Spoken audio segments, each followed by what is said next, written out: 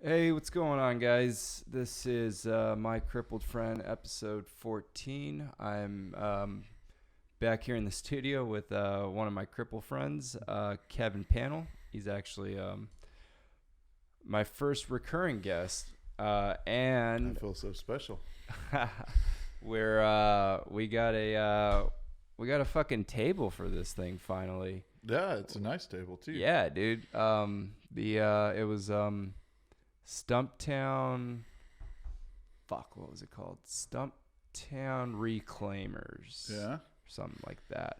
Yeah, he's just this dude who he sources fucking wood from construction sites from like old houses and stuff, and then he just refinishes it. And this is their walnut, and fucking thing is solid. I mean, I like it. Yeah. had to kind of dig in the pocketbook for it, but I bet. I figured it'd be worth it, and it was like I kind of wanted a good quality desk just to have. The one I'm using in my room is just kind of like it's like a IKEA desk, and I was actually gonna try to use that, but dude, fucking IKEA, like they like changed their line, and I wasn't able to find like parts for it because that desk is modular, so I can buy like different pieces and different legs for it and shit, and change it so it's like different shapes, and I needed something like an L shape, but yeah, they fucking decided they don't to make discontinue the that Lucan line. model anymore, or whatever it was. Yeah, the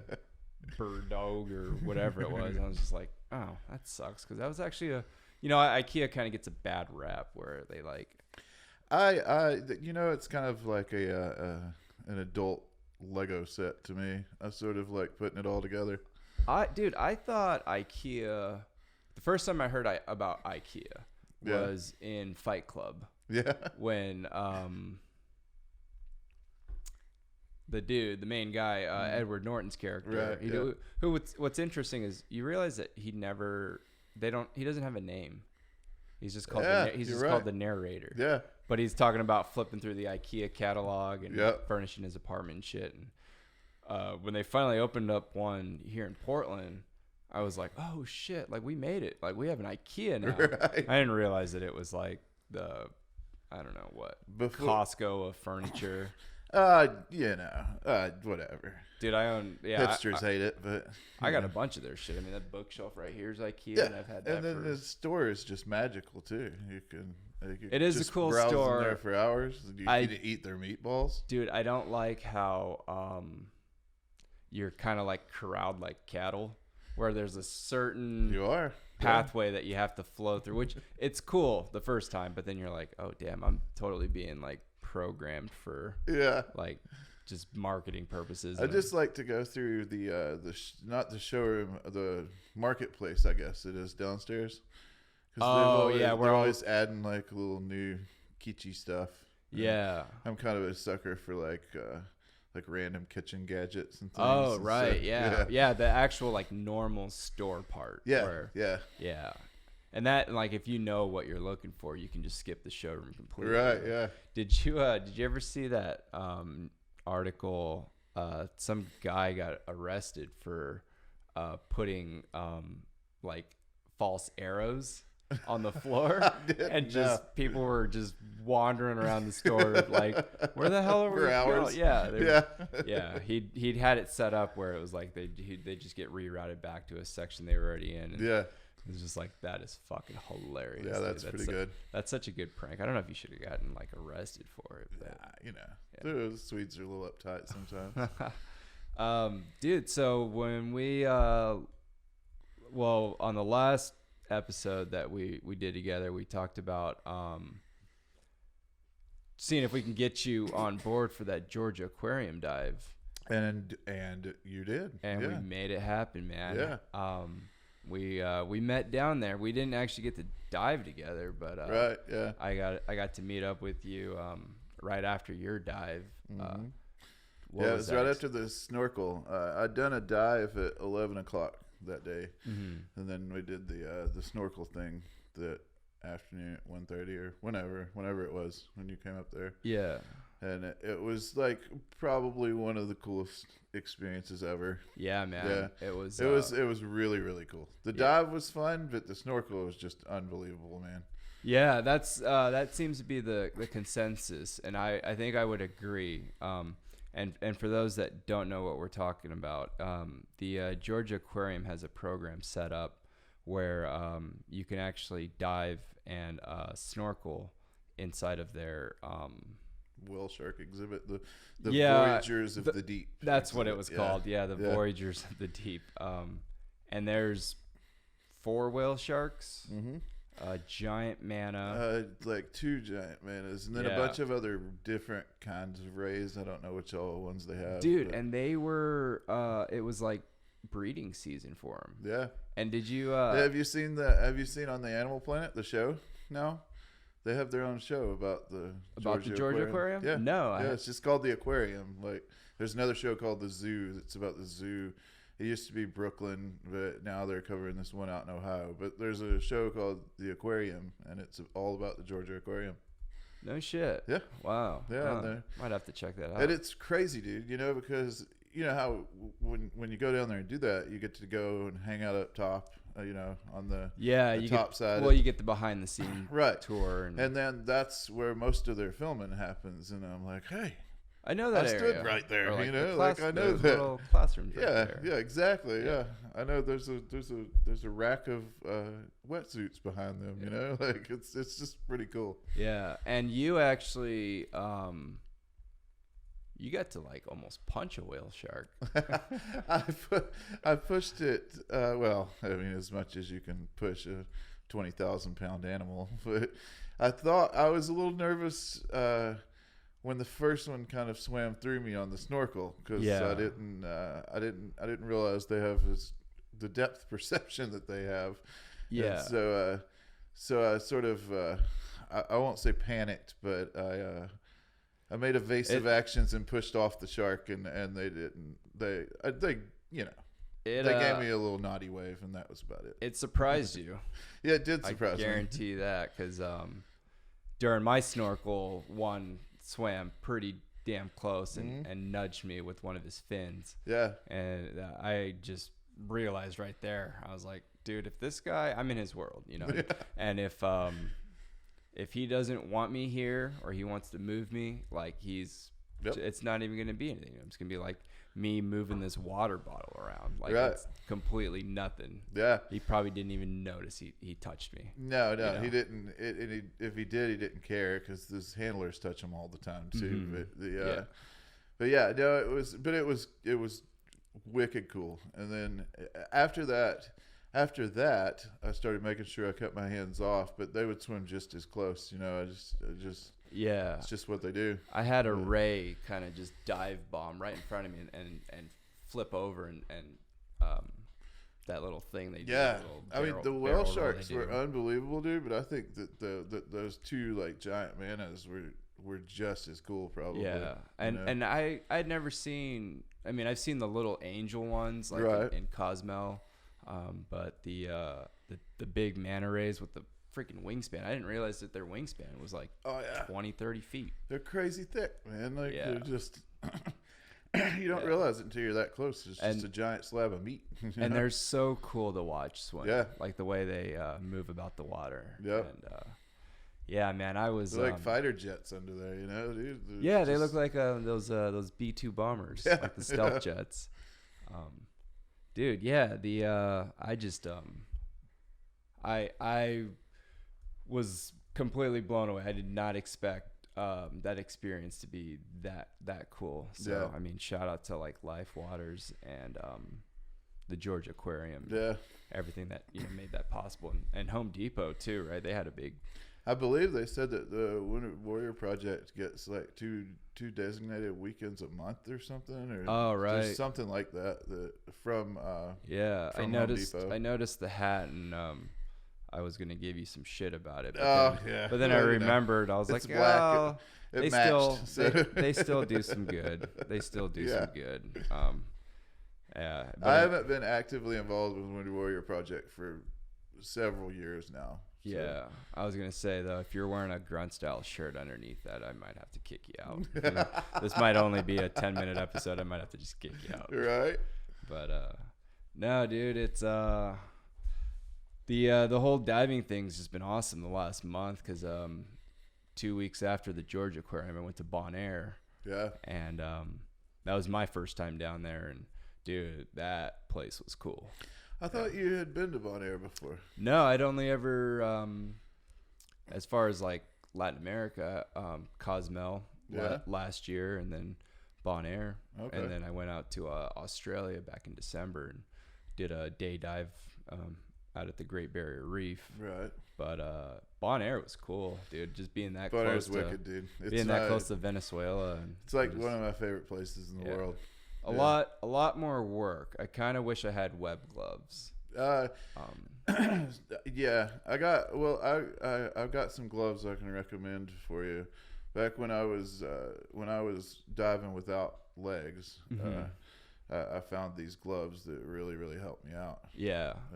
You're not supposed to wear Bonaire or gloves in Bonaire because it's a natural or a marine park, but they don't say anything. They kind of give us like a cripple pass too. Yeah.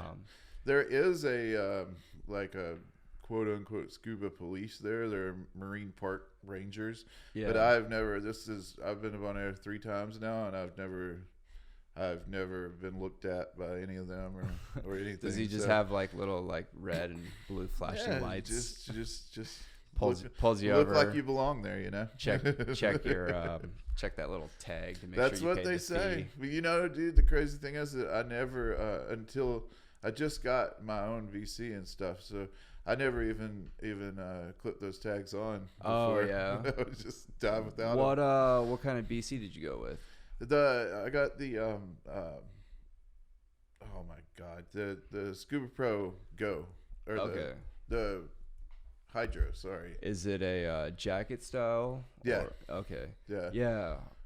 Back inflate, but it's really nice. It's what I started kind of getting hooked on them because that's what the place that we use in Bonaire has in the rental shop. And, right. Yeah. And I tried a few other styles of BCs, and I can dive with anything, but that one was just kind of the one that was spot on for me. And luckily, there was a guy that wanted to sponsor my dive gear, and dope. That's what So, I showed you my BC, right? With the so I have the it's the Aqualung Axiom i3, and the i3 is the system with the inflator deflator lever.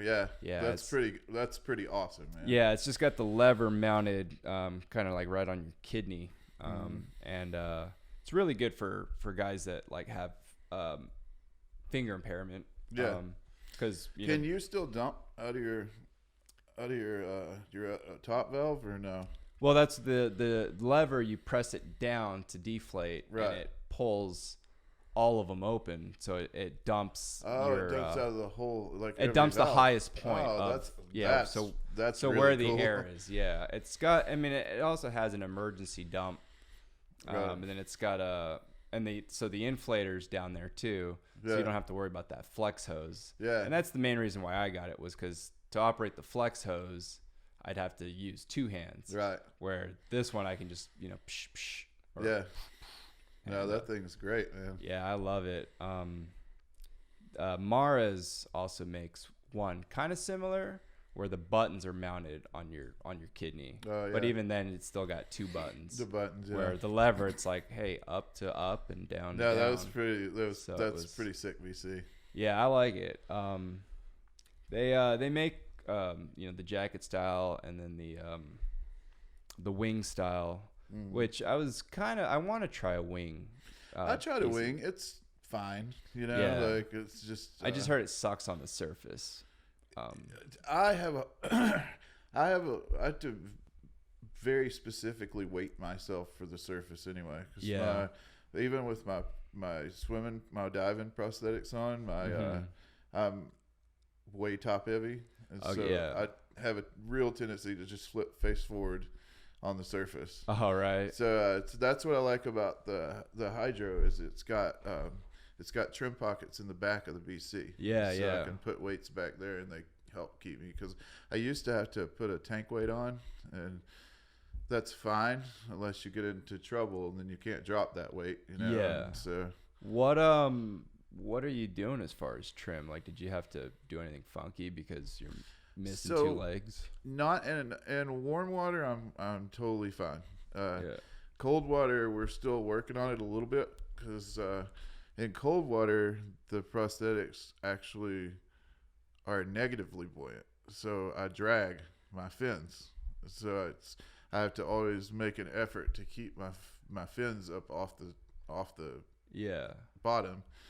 But in warm water, it's not an issue. So it's been kind of interesting figuring out the two. And I think most of it has a lot less to do with the water temperature and a lot more to do with I'm completely covered on my upper body with 7 millimeters of neoprene in cold water, and I wear hardly anything in warm water. So, you don't wear a wetsuit at all, like in warm? No. Yeah. No. I'm not really susceptible to cold. Even in cold water, 7 mil is like plenty warm. That was the only drawback about the Georgia aquarium dive. I forget. It's a little chilly down there, wasn't it? I forget exactly I felt it. Yeah. But you know what? I'm also like pretty fucking spoiled because I'm used to 80-degree plus water, like in Mexico. I think it was 70. I asked the water temp. It was in the 70s. They keep it at. That's still cold, especially for like a quad. It was. I mean, once it's like everything. Once I'm in, I don't notice it, but I definitely noticed it when we first jumped in there. So like I wear, even in like 82-degree water, I still wear a 3 mil. Yeah. If we took you cold water diving, we would probably do a 7 mil Farmer John and then a 7 mil jacket. So you'd have 14 on your core. 14. That's like over half an inch. That's a lot. That's what a lot of people wear there. It's just. Yeah. I wonder what the what my weight would have to be, because I don't really have to add like a whole lot of weight. You don't have. It's just kind of putting it in like specific spots to. I mean, you'll be a lot heavier. You'll be heavy just to get the neoprene down. Yeah. I mean, we had some of our guys that were like close to 50 pounds. Yeah. I think I was at 28, and I dive warm water with 14 or less. So. Yeah, I'm like 15 pounds or so. But the next thing that I think I need to buy before, because I'm going diving in Cozumel at the end of August. The next thing that I want to buy is like a 3 mil hooded vest for night dives, and a light too, because I did my first night dive. It did not go well. No, it's tricky, dude. I was freezing right off of the bat. And then Bonaire's got the wind, so it's like I was already getting cold. Once the sun went down, I was already starting to get cold from the wind chill, and then getting in the water. And then my buddy diver got a little dizzy. Something happened. He got kind of dizzy. So we were just like, man, we're 30 minutes into this dive. I was like, let's just abort it. Like let's go back, dude. I'm freezing. Yeah. So, but it was cool. We got to help a couple Turpins out on their little night hunt. Yeah. And they were just, these monsters. Like they were probably. That's how it is. 2 or 3 feet long. You know? They were just out on the hunt, and we were just spotlighting the fish, and they were just whomp. You guys were on the Klein side of Bonaire, right? So when you looked the at west your side resort, you see the Klein Bonaire, the big island. Mm-hmm. Yeah. So that's where we stayed too. Yeah, just up the street. Pretty much right down the road from where they dock the cruise ships. Yeah. So same general area. Yeah. So where do you guys normally stay?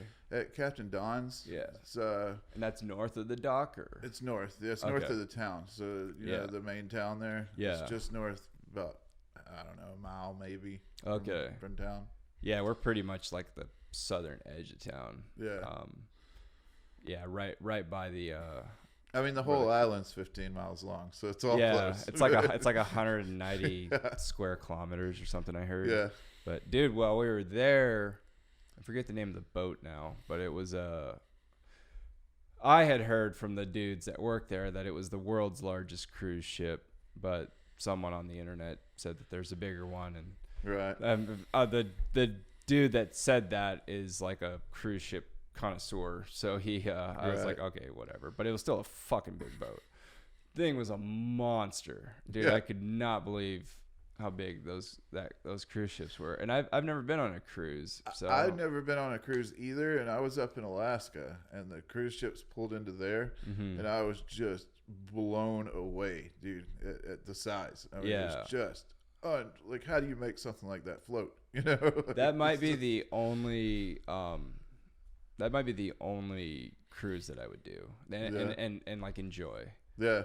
Because the other ones, like, I mean, okay, it's a good way of seeing some cool stuff, but like, are you really getting the full experience on a cruise ship? Like, the only thing I could think would maybe be, and I know Edie wants to do a cruise at some point, so we'll probably go on one, but I think I like the idea of those like Viking River cruises in Europe. Yeah. Like, that seems like it'd be kind of cool, but they're also for like wealthy Europeans. So I'm not sure that I'd ever afford that. They want to start kind of getting rid of some of the bigger ships like that are in the Mediterranean. Yeah. Because I don't know if you saw that video of the that Italian dock that got fucked up by a boat. Yeah, I did. Yeah, people were just running like. Yeah. So they kind of just want to limit that, and I know it's like, I mean, we saw when that ship in Bonaire took off.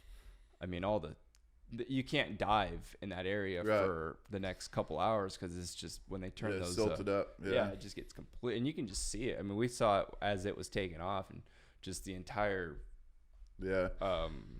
area around it was just getting silted up. Man, it was crazy. Yeah, everyone that was in the water was just like getting out. I was like, yeah, I wonder how much fuel one of those things just burns on one voyage. God, can you imagine? I mean, you know. I mean, they're no more guilty, obviously, than freighters and everything else, airplanes. Yeah, but everyone's all worried about chemtrails and shit. It's like, well, the ones that you should be worried about is that those 4 jets that are just burning shit. Right, you know, like, yeah. I mean, you know, it's easy to get up on my soapbox and be an environmentalist and then still go and hop on an airplane to go to places that I want. Well, you try to be like kind of just conscious of it. Right. Like, like, yeah, I'm not going to throw fucking plastic out of a moving vehicle on the highway. Yeah. You know, there's some things that is within your control. Right. Like, you're not going to be able to fix the world fucking overnight, but there's things you can do to I mean, sort of help remedy the situation. Yeah. You know, like, it's got into another little political debate on social media about thought I told you about that. I know, dude. I need to take your approach. We had talked. It was just. I thought I posted something. I thought it was like fucking just hilarious that what's going on right now with Iran. Right. You know, they just shut down one of our drones, and I posted something because you know, it was like Iran pretty much called our president a retard. Yeah. I think they quite literally called him retarded. I was reading some of the comments, and they were like, well, some of the translation goes to like, you know, it's right. Like, it just called him like mentally slow or and I was like, well, yeah. But what retard used to mean, like before I got all the attachments of the I don't think their meaning was hidden. Yeah, but that's like the world we live in. Like world politics 2019 is just I don't know, it's a mess. And then you got all that shit with the border right now. And that's how my post from Iran and our retarded president, like someone had posted a photo of like the border. I was like, oh great, we're like this is it's all gonna devolve to yeah as soon as you post anything, you know. And then other people get into your timeline and start fights amongst one another. That's what happened. I'm just like, oh my God, I was like, wait, we're not even talking about this. Hang on. Yeah. So I was just like, fuck, I might have made a mistake. But then I posted it. I don't know. I've been in like a ruffling feathers kind of phase. So I posted another thing today. Has it gone over well? Made a pretty good point though. I thought, like, okay, so you know how anytime we bring up like refugees and immigrants, we always talk about, well, what about the homeless veterans? what about taking care of people that we have right here? Right. You know? And I was like, okay, well, here, let's put a spin on this. And like, let's just think about this. A fucking drone got shot down over in Iran, which is how many thousands of miles away. That fucking drone cost, what was it, like 222 million after R&D. Yeah. How many fucking veterans can you help with that much money? You know? And we own 30 of those things. Right. Well, 29 now, but yeah. whatever. There's probably one in backup somewhere. Yeah. No. I was reading the Wikipedia article about it, and it was like, I think they built like 45 of them, and the U.S. owns 32. Yeah. And like kind of disproportionate. Japan owns like 5, and I think like Dubai has one, or UAE has one. Yeah. And it's probably just some oil sheik who just just uses it on the weekends to make party videos. Yeah. It's like it's his Mavic. Yeah, exactly. That's how they roll, dude. Oh god. Yeah. Fucking dude. That's what he uses for his Instagram story. That oil. Yeah, it just follows his yacht around. With all the big cats. He's got drone video of his yacht, because that's how big his fucking yacht is, by the way. Exactly. Like, he can't capture that on a fucking Mavic cam. He has an actual landing strip on the yacht for the drone. Yeah. Those things are fucking big, dude. People don't realize how big those drones are, but dude, that oil money is something else too. Oh, dude.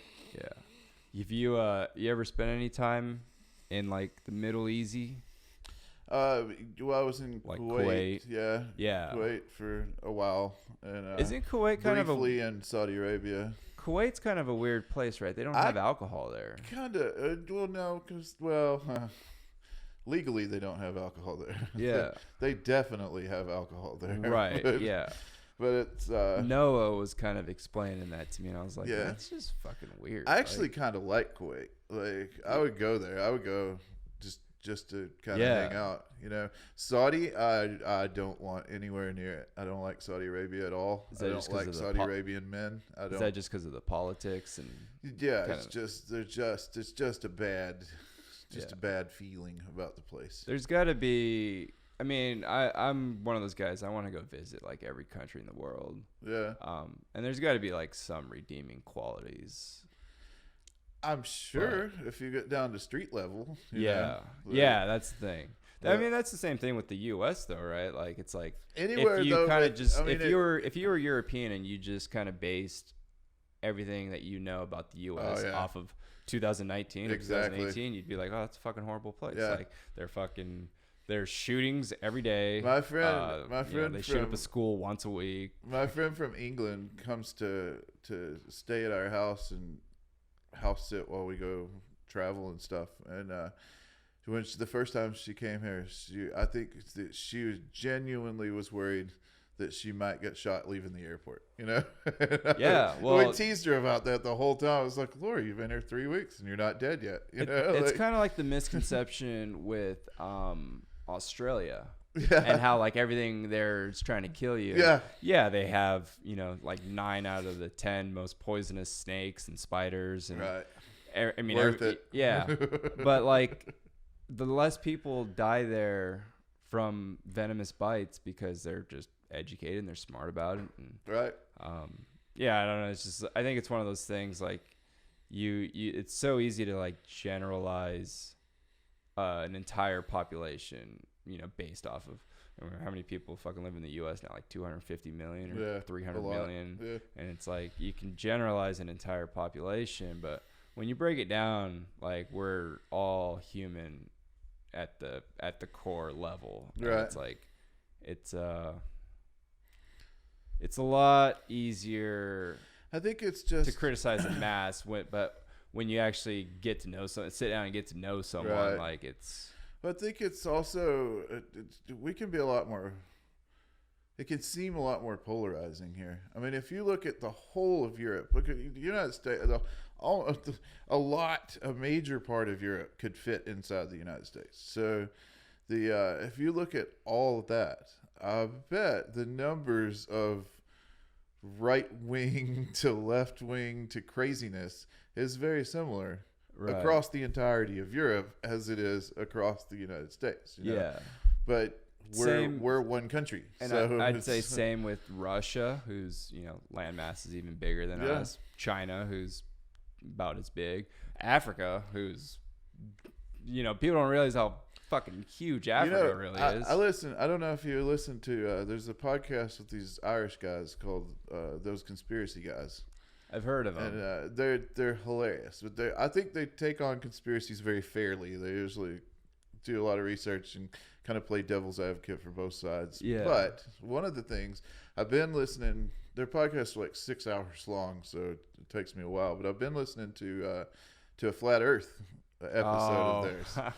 And one of the interesting things that I learned from it, though, is that because of the longitude and latitude lines and the way that they bend on map making, and map making when they lay the world out in a flat map, that the country sizes aren't accurately represented. No. And Like Africa you got is the something like you almost twice as big as it looks on the map. You got the Greenland effect. Yeah.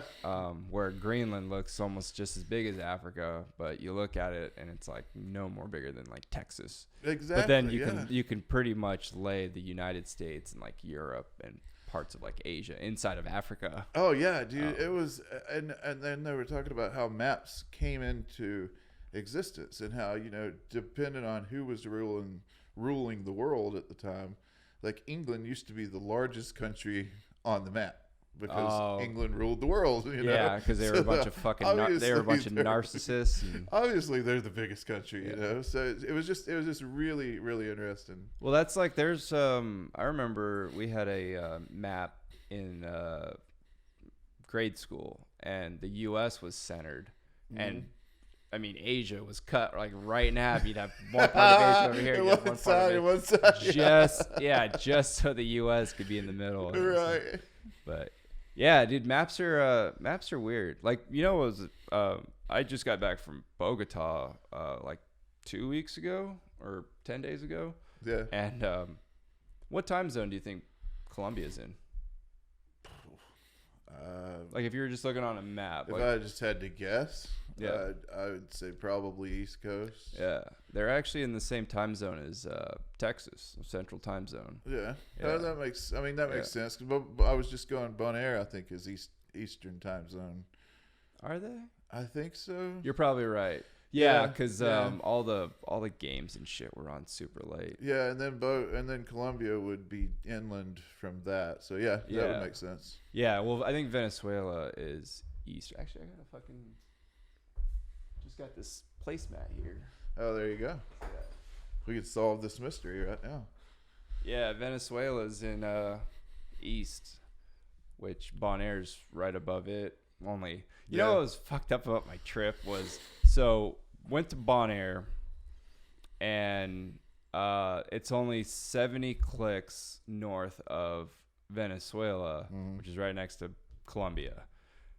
But I had to come home and pick up my rugby chair and drop off my diving stuff. So I came home on... You came back? I came home on Sunday. Did you go through Newark?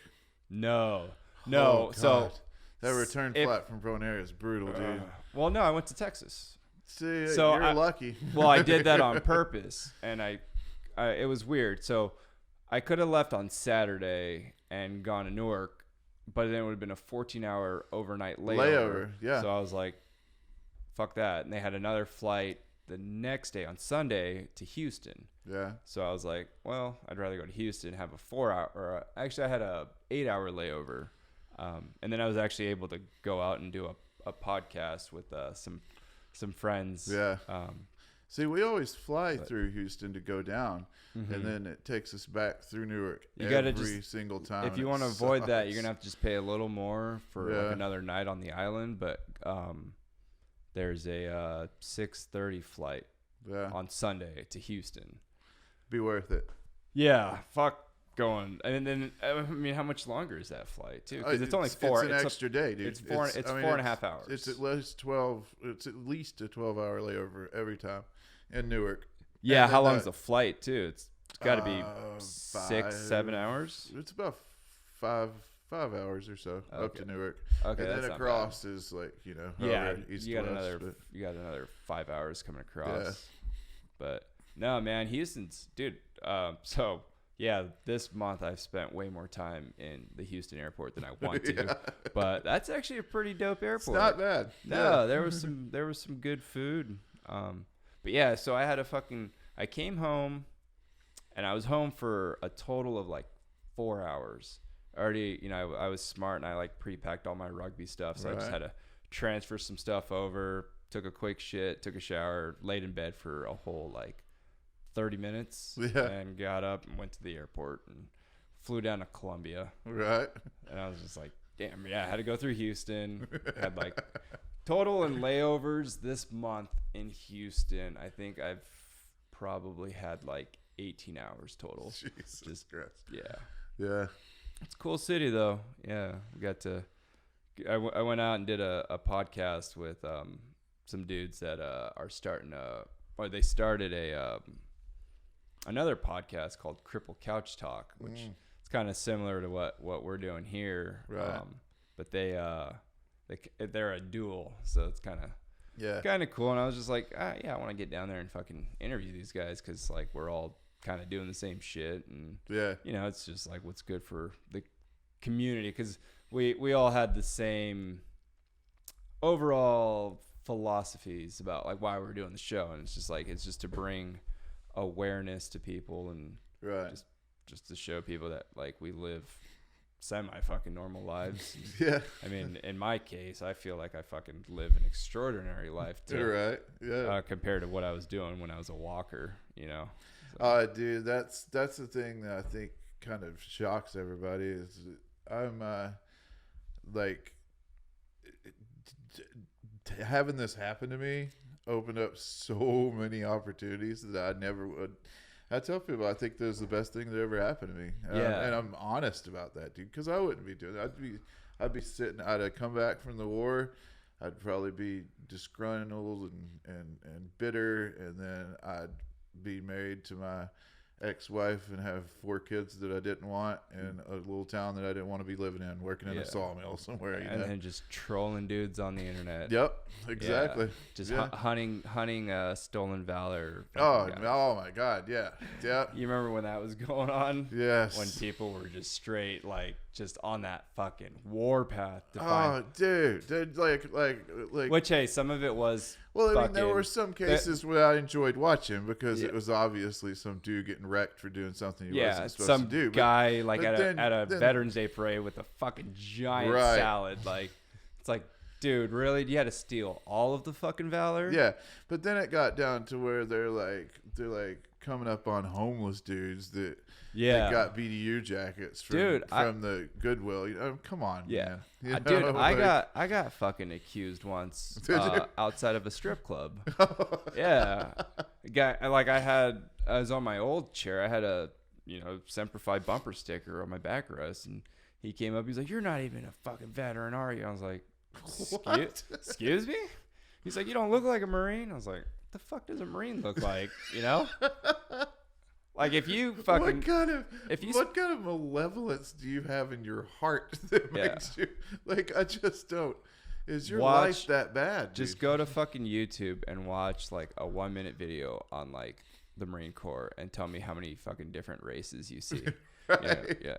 Like, it's... I was just like... I was blown away. And unfortunately, the bouncer was an Army veteran, and we were outside shooting the shit, and the dude was just like, "Dude, get the fuck out of here!" Like, it's so, oh God, man, it's just, I don't know, the whole veteran service thing has gotten a little crazy, man.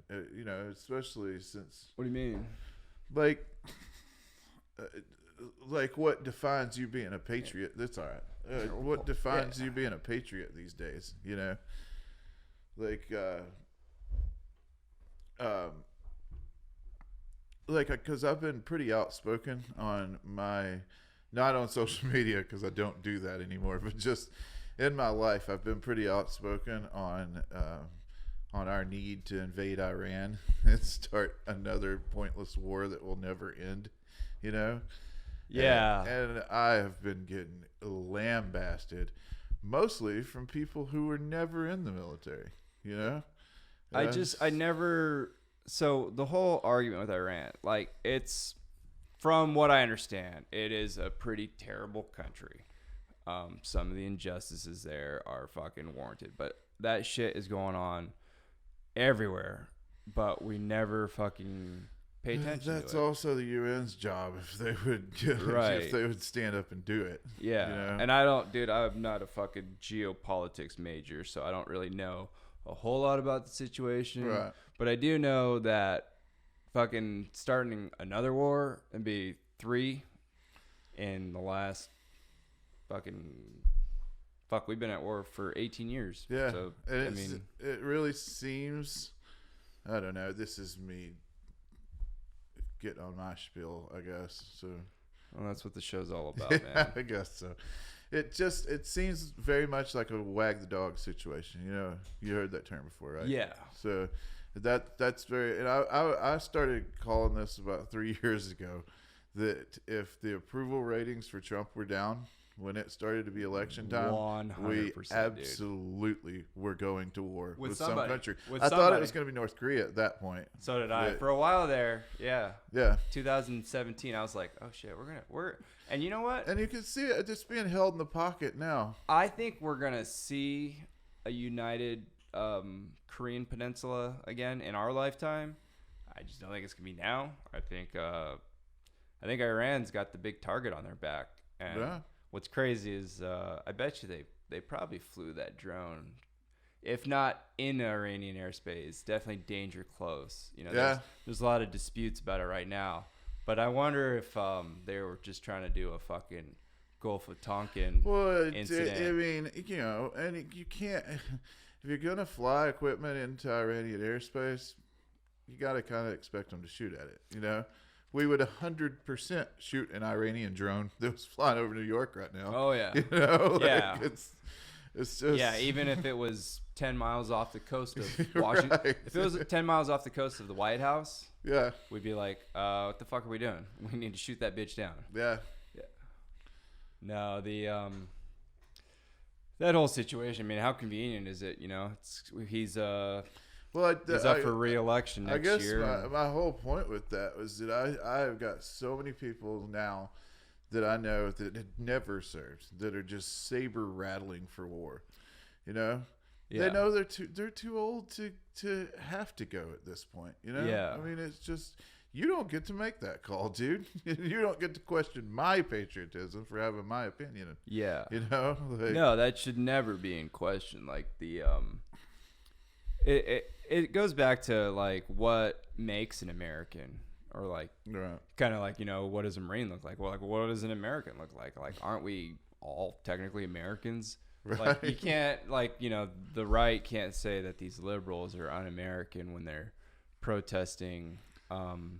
Like when Colin Kaepernick was called unpatriotic for, you know, protesting within his rights, a fucking cause that he truly believed in. Right. You know, and like he fucking lost millions over it and ended up coming up on top. But like it's one of those things, like we're gonna have fucking different views. You know, we've already established exactly how big this country is, and you divide up the 50 states and it's like 50 small European countries, and we all kind of have different real similar, you know, we all have different values, we all have different like core beliefs, I guess. But I think at the end of the day, like, we all want what's best for like our children. We want to see prosperity, and it's just kind of just coming in agreement on certain issues. But then at the same time, I have my views where I'm just like, why would anyone fucking care about marijuana? Like, like that should be federally legal across the board. Fuck what Alabama thinks. Like, it's stupid, right? Yeah. We're all gonna agree on that. Right now we're kind of in disagreement about abortion. Right. Where like I'm, you know, pro-choice, and I've been trying to figure out like the views, like the other viewpoint, and like Where I come through, I have my own personal opinion about abortion, but it's also an issue that Big Brother should not be involved in my opinion. Yeah. It's like I grew up religious, and I have my core set of beliefs now, but I heavily support separation of church and state. You should not rule a country by your religion. No. And if some of that bites me in the ass, so be it. You know, that's no different than like Sharia law. Yeah, it's the same. It's the same thing on a. It's the same idea. Spectrum. It's the same mindset. You know. Yeah. Yeah. It's I mean, you even look at like you got the 10 Commandments. Those are all pretty good things, right? And we can incorporate that, you know. But like to live and make rules based off of a book that was written 2,000 years ago, and it's like you don't want to have any flex on it. Well, then let's follow it to a T. Well, you know, let's not wear blended fabrics. Let's not get any tattoos. Like, you know, not to mention that there are like 100 different sects that have come off of that because they wanted to pick and choose certain things that they believe this way or that way, and it's just like, come on, man. Like, okay, I get it. Like, no one is trying to step on your freedom of religion. They're trying to step on your rule of religion, you know? Right. And as it should be, you know? I mean, it's a sad thing because if you look at almost all religions, everything boils down to don't be a dick, you know? Yeah. And the humans have come through and ruined that for millennia now. Somehow, yeah. Well, they apply it when it's convenient, and then it's they kind of ignore all the other stuff. Right. Yeah, because I mean, okay, so how many chicks do you know that are like against abortion have had premarital sex? Yeah. Well, guess what? You're all sinners. It's true, man. I mean, like, it's true. It's fucking, I don't know, dude. Religion's one of those things. Like, I never grew up really religious. I guess, I mean, both my parents are Buddhists, right. Traditional like Laotian Buddhists, and we'd go to the temple and stuff. And I saw the value in like the community aspect of a religion, and I think that's the biggest positive about like a religion. That it gives someone like a community and a good base to make it your entire life and your entire existence. I never understood that, like, which, I mean, whatever, like, no knock to anyone who is super religious. I have plenty of religious friends. If it gives you peace, it gives you peace. Yeah. But it's don't I guess impose others with it. Yeah. Which is the entire argument against Sharia law that you keep hearing people scream red-faced into different microphones around the country. You know, it's I agree with that. I don't want Sharia law either. Yeah. But neither do I want the Christian version, you know? Yeah. And or any of even though version. a lot of that applies to me, that's not my right to lord that over other people. You know, I guess that's what I always liked about kind of having that Buddhist background was it's not really like, I guess, yeah, you can call it a religion, but it's more of like a philosophy and just like kind of like a way of life. Yeah. Like just, live simple. Yeah. But yeah, you can get all sorts of fucking into some crazy. I mean, you got, I don't know if you've ever spent any time in like Salt Lake City. But I mean, the Church of Latter-day Saints down there, they run that shit. But you can't ever say a bad thing about a Mormon person. Yeah. Like every Mormon person that I know is like one of the nicest dudes. Never got in trouble with the law. Right. Nothing. Dude, you can't. They're very successful business people. Yeah. Yeah. But then I guess you always got those like. Those I guess fucking since we're already talking about religion, I mean there are some of that dark shit that happens. Yeah. Well, I saw a thing on Reddit about there's a documentary that came out about the Catholic Church recently. Another one. I know there have been a few, but another one. And now in Poland, I guess people were going with hidden cameras and confronting the priest that they had accused of molesting them or whatever. And now the Poland has, don't quote me on the exact parameters of this, but it was something to the effect of Poland now, if you film anything about the Catholic Church in secret, it's a 20 to 30 year prison sentence. 20 to 30. Yeah. Yeah. And someone may dig something up and prove me completely wrong on that, but that was the you have actual rapists that are getting less sentences than that. It's crazy. There's people that commit. I mean, I know in the comment section, a lot of Irish Redditors were commenting that this was sort of how Ireland, the people of Ireland, started sort of turning their back on the Catholic Church. Also, they could see a lot of similarities on with what's going on in Poland right now. That's what I don't understand about like the religious base, where it's like they're so up in arms over this abortion thing because it's murdering babies, but once that baby's born and it grows up to be Catholic and it gets fucking diddled by a priest at 8 years old, nobody gives a fuck. Yeah. And then I just they're juxtaposing. Yeah. Whatever. They're differing. Yeah, that word. Like I've always wondered, all these hate groups. A lot of them seem to be on the anti-abortion train too.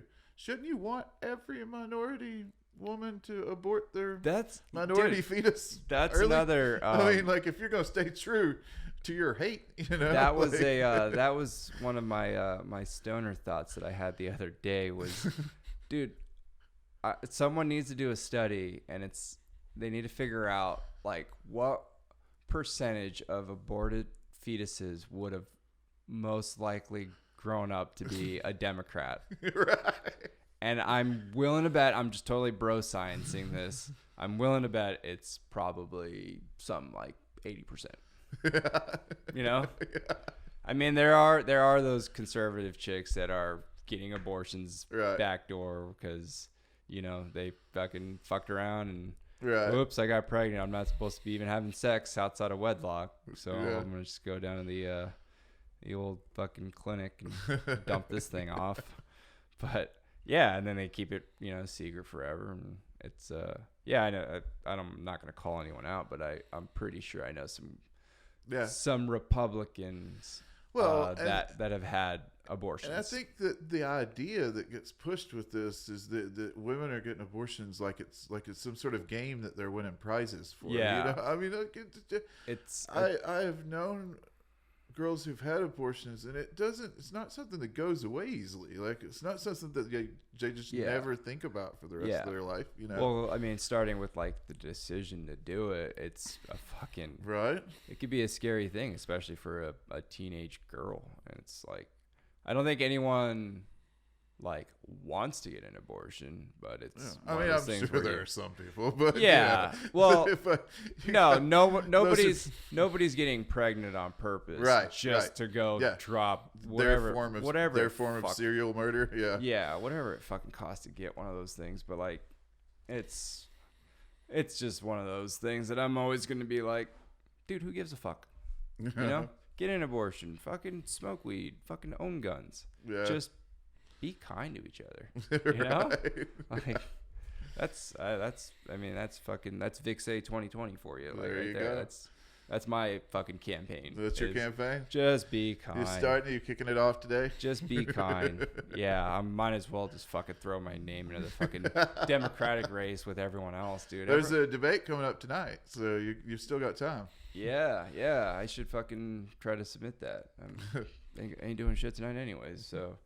No, I'm really worried about that next presidential race because the Democrats they're just fucking watering themselves down. There's too many fucking. It always happens like that, and it drives me nuts, man. Yeah. You can't field 40 people to. Yeah, I've always been. So I've voted 3 times in my life for a president. And last go around 2016 was the first time that I actually registered to a party. I'd always been independent before that, but I wanted to register as a Democrat so I can actually participate in a primary. Yeah, in the primary. Which it's crazy. That didn't fucking work out at all because it was completely rigged. I'm still registered as an independent, and I'm probably going to change it before the next election. Yeah, and I think that's kind of weird. I understand why you have to do it to participate in a primary. It's also kind of fucking weird because it's like it would be cool to have a say in both sides. Yeah. You know, it'd be like picking like the NCAA bracket, but you can only pick like the Western side, right? You know, or the South or whatever. Yeah. I've never fucking filled out well, a bracket. I think it kind of effectively eliminates the swing vote, which is what a lot of races depend on, you know? Yeah. It's just, I don't know. I mean. Yeah. And then like the fact that like, okay, there are third party candidates. Right. But how many of them legitimately have a shot? No, they for the most part they don't. You know? No, and that, I mean it's a little sad, but we're not at that point in the country yet where they're doing anything except for stealing votes from where they should be counting. You know, I mean, right? I would be all down if it was like a 33% split all 3 ways. You know, like, but it's not. You know, it's just diluting the race. You know, it's something to think about though. Is like, if that were the case and we ended up having like 5 candidates and you only needed 20% or whatever to win over 20, you needed, 20. Something similar happen in Australia like over the past few years? I believe. I honestly don't know how any other government gets elected. Other than our very own. American. I don't even know how fucking Canada elects their shit. Yeah. I don't know. They're very polite about it, though, I'm sure. Yeah. Now, I believe Curtis told me. You know Curtis Palmer, right? Why have I heard that name? Because he's a rugby player. He plays for Australia. Curtis Palmer? Yeah. He's a wheelchair rugby player? Yeah. I've definitely heard that name. He comes can't to put the America face on. quite a bit too, so you may have run into him. I bet you if I pulled up a picture, I probably would recognize him. He might have been at the Winter Sports Clinic. I filmed a documentary with him at one of the Winter Sports Clinics. I don't know if you were there for it or not, but anyway, but yeah, he was telling me a little bit about what's been happening in Australia over the recent years, and it sounds like something kind of similar. There have been parties there that have become legitimized, and now they have this like kind of interesting thing going on with all their elections. I remember seeing a billboard for a guy who was like the Australian Trump, with even worse hair or less. I guess he was bald or something, right? So I guess I don't know, depending on how you want to look at it. He had less hair. I don't know what the fuck our president's got going on with his shit right now, dude. The whole fucking like the white eyes and everything. Like, dude, you're a fucking billionaire. Like, dude, hire a fucking stylist. Figure your shit out. Like the suits you wear, dude. Like, fucking get a tailor, man. You're a fucking billionaire. Like, I don't. Maybe that's just his move. Like he's just like, I'm so rich, I don't fucking care. Right. Like, fuck if this jacket doesn't fit me right. Yeah. But kind of like a fucking, you ever see Michael Jordan? That guy has zero style sense for a guy for the guy who arguably has the most popular sneaker brand in the world. All the stuff from Men's Warehouse. It's fucking even worse, dude. It's like TJ Maxx, but it's like at Kohl's. Yeah, it's like everything's too big for him, and it's just like, dude. Yeah. Dude, you're Michael fucking Jordan, like Air Jordans. Right, yeah. But I don't know. I'm not a fucking fashion, or what would you call that? Fashionista? I think that's I think that's an androgynous term. I think it goes either way. I'm a guy who fucking just wears whatever's comfortable. Like Yeah. I'm wearing sweats right now and Uggs. Like it's There you go. just whatever's comfortable. We got this gambler shirt on. You got though. Uggs on. I didn't even notice that. That's baller move right Dude, there. Uggs are the Yeah. shit. Dude. Yeah, they're just the little slip-on moccasins, man. I feel like I'm wearing Yeah. socks, except for I can run into stuff with my toes. Right. But yeah, I'm wearing this freaking gambler shirt because we're going gambling starting tomorrow. Yeah, man. I'm Yeah. a little jealous of that. Gonna be hitching up the trailer and then we finally finished the QX4 we've been working Oh, on. you're gonna trailer it down? I thought you were gonna. No, drive it. no. We're driving. I'm Okay. gonna hitch up the trailer to my my diesel, and then we're Oh, the camper. yeah Okay. yeah we're Yeah. just using that for my toy hauler. We're gonna take that out because it would just be more comfortable to Yeah. camp in that thing. And yeah, we got my old QX4 all kitted up and gave you a little brief tour of Yeah. it. And yeah, man, we're just looking forward to it. It's the team I'm going with. It's 3 other Marines, all local guys, and we were just like, shit, let's just do it. Let's have fun. Yeah. And looking forward to it, man. It's one of those things, dude. It just I feel like I'm. Have you talked about the gambler on the show yet? Like, do they know what it is? I mean, it's pretty popular. I guess we can go over it real quick. What would you call it? It's a navigation. It's a navigational challenge, and Yeah, It started- It's like a cannonball run, but local. yeah, and it's cross country. what's cool is it cross state. It started in Oregon, and I didn't know that when I first found out about it. But it's But I mean, cross country, like you're picking routes that aren't necessarily involving Yeah, highways it's- and paved it's surfaces. overlanding. Yeah. So it's what it is it's a navigational challenge, and the original idea and why they call it the Gambler 500 was the vehicle couldn't be valued more than $500. And it's kind of taken a life of its own, and they do them all over the country now. But pretty much we have an endpoint, and we're gonna try to get there using as less paved roads as possible. Yeah. So it should be a good time. I got a couple different maps. I need to start looking at routes, but I'm kind of going into it almost blind, where I didn't really know much about the campsite. I actually just found out where the where they call it Gambler Town is kind of the finish line. That's where the big rally is going to be at the end. Right. They're going to have, a little gambler car show and some bands and Yeah. some food vendors and stuff. So should be a good time. Yeah, I posted some photos on my my Instagram about because they had the kickoff party on Sunday, actually here locally, and it was at one of the distillers, and they had a couple of the rigs out there, and Yeah. dude, yeah, there was a monster truck hearse. There was a 67 Mustang that was all Mad Maxed out. And there was, surprisingly a lot of RAV4s. Yeah. I don't know why. Yeah. Yeah, I was just like, oh, yeah, weird. A lot of Pretty good RAV4s. vehicle. There's been, they got them old, those Mercedes wagons Yeah. from the 80s, like the diesel ones. Mm-hmm. There's a lot of those. Did you see any brats or anything? Like Subaru brats? Oh, Subaru Brats? No, but I'm sure there's going to be plenty of Yeah. Subarus. There were 2 that were parked at Walgreens last year during Yeah. the run There- at my town. There was a Pontiac Fiero. Oh, yeah? Yeah. Nice. There was a 3 Series BMW, like a E46, a Really? kind of a newer-ish, and that thing was up on 33s. He had the fenders. He had the fenders cut, and I don't know how he lifted it, but he was able to squeeze 33s in there. Oh, I'm sure it's not even. I'm sure it's on a Bronco frame or something. That's you usually think how he they would do have it. gone through all that trouble?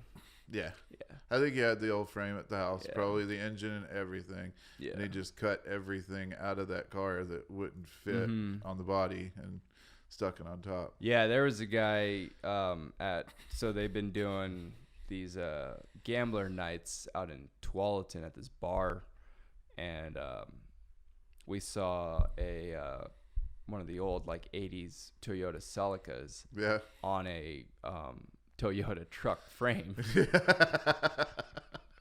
That was pretty interesting. It's brand loyalty right there. Yeah, I was just like, damn, like some of these guys are going all out. Yeah. We the vehicle that I was using was my dad's old QX4 that had been kind of passed down from, like, I drove it for a while, and then my brother was driving it for a while, and then he finally got a new car, and it was just parked in the backyard, and I was just like, dude, it's 4-wheel drive. It's got enough seats for all of us. Like, we should totally just fucking gambler this thing out. So Yeah. we decided that we were gonna try to keep our budget under 500 in modifications. There you go. So I went on Amazon and bought some like a level kit, which I didn't even know you could buy car parts on Amazon. You could buy rims on Amazon. You can buy anything on Amazon. I'm learning that, yeah. Like, it's almost like the only thing, I guess, you can't really buy firearms, but they have a lot of firearm accessories. Yeah, you could buy, like, optics and fucking all sorts of weird shit. But yeah, buying car parts, you can actually, like, have a little garage saved of, like, hey, I own a 1998 Infiniti QX4. Oh yeah. I own a 2016 Chevy truck. And it's you can just be like, oh, you're shopping for parts. This won't fit your vehicle, but these rims will. It's like, what? Yeah, you can buy food. It's craziness, man. Yeah. Are you doing that now, like the home grocery delivery? No, I'm not opposed to it. Yeah. But no, I've done the in the past. I've done the, what are they called? Like with the boxes, you get the boxes in. It has like 3 meals for the week or whatever. Prime pan. Oh, the like, not like the not food off prep. not Talking off about like Amazon. Jesus Christ! I know and you what just these cook it things are yourself, called. right? Yeah. They send you the ingredients. Oh, right. Okay, so you're talking about I keep up to say Blue Buffalo, but that's a Blue dog Bonnet. food. Blue Bonnet. Is it Blue Bonnet or Bluebell? Blue Bonnet. Bluebell's an ice cream. Yeah, Blue Bonnet is the okay. Yeah. How was that? I looked into those. It was cool. We've done a few different ones, and it's actually really, really cool. It's I think it's cool for like if you want to try some new stuff, Yeah. and you don't necessarily. A lot of these recipes are kind of strange. You don't necessarily have the stuff on hand. Yeah. So they send it out to you, and then you get a nice, like, this big recipe card that tells you step by step what you need, how to make it, all this, and then you can just put that. We always put them in like a folder, so we have them later. Oh, so right. We're like, oh, this is pretty bomb. Like, let's just go buy the stuff for this, And I think they're worth it. Like for like a couple, Like I don't maybe think, like designate like one night, like Thursday and they're night fun to or cook. Like 80 and I like to cook together, when they come in and stuff. For sure. If you're feeding a family of 6, then maybe it's not the way to go for you, know.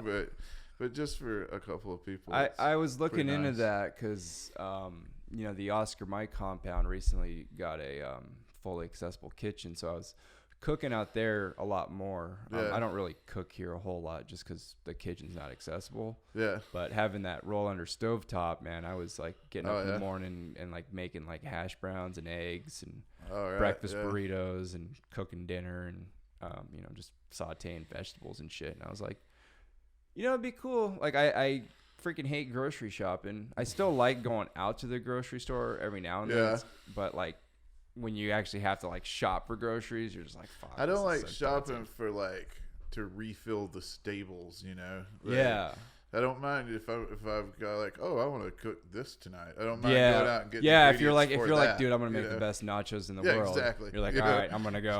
That's fun. When you're like, oh, I'm gonna use these chips. Oh, Lord, we need new butter. I gotta pick up. Hey, we need butter, milk, eggs. Yeah. It's like, fuck, this is dumb. Yeah. But I looked into that and I was like, it's cool. I just wish it wasn't like a subscription base. I feel like they should just offer like, hey, we'll send you 3 meals for fucking $40 or whatever. They kind of do that. I mean, like we never had to sign up for any like. The ones I was looking at, we just paid and then they sent them. The ones I was all looking at were all like almost subscription based. Maybe like, we'll send you this many meals a month. I don't know. I'll text you which ones we used, but they're pretty good. And if you're new, you can just keep switching over, and they'll give you offer codes every time. All right. So, like, you're just always getting. Like, dude, I've been. I've been doing that with ESPN Plus. Yeah. Because they give you a week free, and I just create a fake email. Right. Just when there's like a UF, because the UFC moved to ESPN. That's what you were telling me. I haven't followed that close in a while, and I didn't realize that. So it's fucking dumb, because like we're gonna get rid of DirecTV here pretty soon, but it to do any of the pay-per-views now, you have to go through the ESPN Plus app, and it's just, I don't know, it's just a hassle. And I think what happened was they kind of jumped ship too early. I mean, that's the direction it's gonna go in, and right. I see the benefit of it, because if you're anywhere in the world, you can just pull up, ESPN Plus, and watch a UFC on your phone, which is pretty cool, because before you used to just have to like illegally stream it. Right. But I think they just kind of jumped ship too early, and the technology is just like the people aren't ready for it. Yeah, dude, it took me a long time to convince my dad and my mom to cut the cable. Yeah, they were just like, "What are we gonna do? And he's been using the Roku, and until I met Edie, I was like, she's our like geek squad, man. Like I'm not very technologically savvy. And, but she's been trying, like, we watched almost Netflix and Amazon Prime and Hulu and everything, like almost exclusively now. Yeah. And I'm like, why am I still paying $200-something a month for DirecTV? Yeah. That's what I was paying like $140, and I can't even tell you the last time I turned my TV on. Yeah. I mean, I have a series of shows, like when I'm out building stuff in the garage, I have a TV out there, and I like to watch, have something on in the background. But I could easily, do that with Netflix. Smart TVs are like nothing now, so I could easily do that with Netflix. That was me with Netflix for the longest time, with when Sunny in Philadelphia was on there. Yeah, and I know a lot of people do that with The Office. Yeah, where okay, like full disclosure, I haven't seen an episode of The Office. I was a Parks and Rec fan. I didn't watch The Office. Yeah, I got into Parks and Rec, but The Office, I just saw a thing. They're gonna get taken off Netflix. Yeah. January 21, I think. So I might give it a run through and see what all the fuss is about. Hopefully, I don't fall in love. Somebody else gonna pick them up, or? I think NBC's gonna put them on their own streaming network, because that's kind of Disney's gonna have their own, and it's gonna, I don't know. Netflix was cool for a while there, because they had everybody's. They had Fox, they had NBC stuff, they had AMC stuff, and now everybody's like, well, why don't we just have our own and charge you $5 for it, and then it's gonna end up being. But I don't know. Maybe that might even be a better way, because then you're like, well, AMC puts out a lot of cool shit. Yeah, I'll kick him like $5. It's kind of like, okay, here's the business model that's going to save fucking DirecTV and Comcast and all those fucking guys. Let us choose what channels we fucking want. Yeah. Just because I want ESPN2, now I got to pay for fucking Lifetime? Yeah. Like, the fuck? Yeah. That's one of the reasons I want to get rid of. Like when I scroll through them, your channels are probably the same as mine here, but like I got the Prime channels, so from like 12 to 48 or whatever. Yeah. And then I skip all the way down to like channel the hundreds 230, which starts like HGTV or whatever. Yeah. Or HGTV. 200 is like your news, and then the sports, like ESPN is like 206. And then I'm down to and then I'm immediately down to like 265, because that's where A&E starts. And from there to like 290 is there's like Cartoon Network, and then like the ID Network and Geo. Dude, I discover fucking new channels. Yeah, when I go through the browser, right. And I'm like, wait, I got they have like the Scientology channel. Oh, they do now. Yeah. There's what was one? Dude, I didn't know I had the Outdoor channel for the longest time. Yeah. And it's just like finding things like, oh, wait, here's Fox Sports 2, FS2. Mm-hmm. I was like, huh. Yeah. It just, I wish I could just choose what channel, like, and just be like, all right, I'm going to tailor this. Yeah. And I'll pay, 50 cents per channel in my package. I've heard some of the, there was I've seen some commercials where some cable companies were starting to sort of move that way. So I don't know if they'll do it in time or not, but yeah, we'll I remember hearing about there was going to be a Dish TV spinoff where it was going to be like that, where you would buy more specific packages, where if you wanted like the kids package, they would include, you know, Disney, Cartoon Network and all that, and like Boomerang. And then if you wanted the sports, it had like your ESPNs and all that. But then I don't know if that ever came to fruition, but they're going to have to figure something out, because everyone now is going into the streaming platform and having things on demand. And dude, we haven't talked about Game of Thrones yet. I know. I was just about to say something about HBO subscriptions. Let's this is the you know what? Fuck it. We're not going to give a spoiler warning. Dude, it's been like almost a month now. I don't know how you wouldn't be spoiled at this point. Yeah, well, and if you are, well, fuck you. You missed out. You missed out.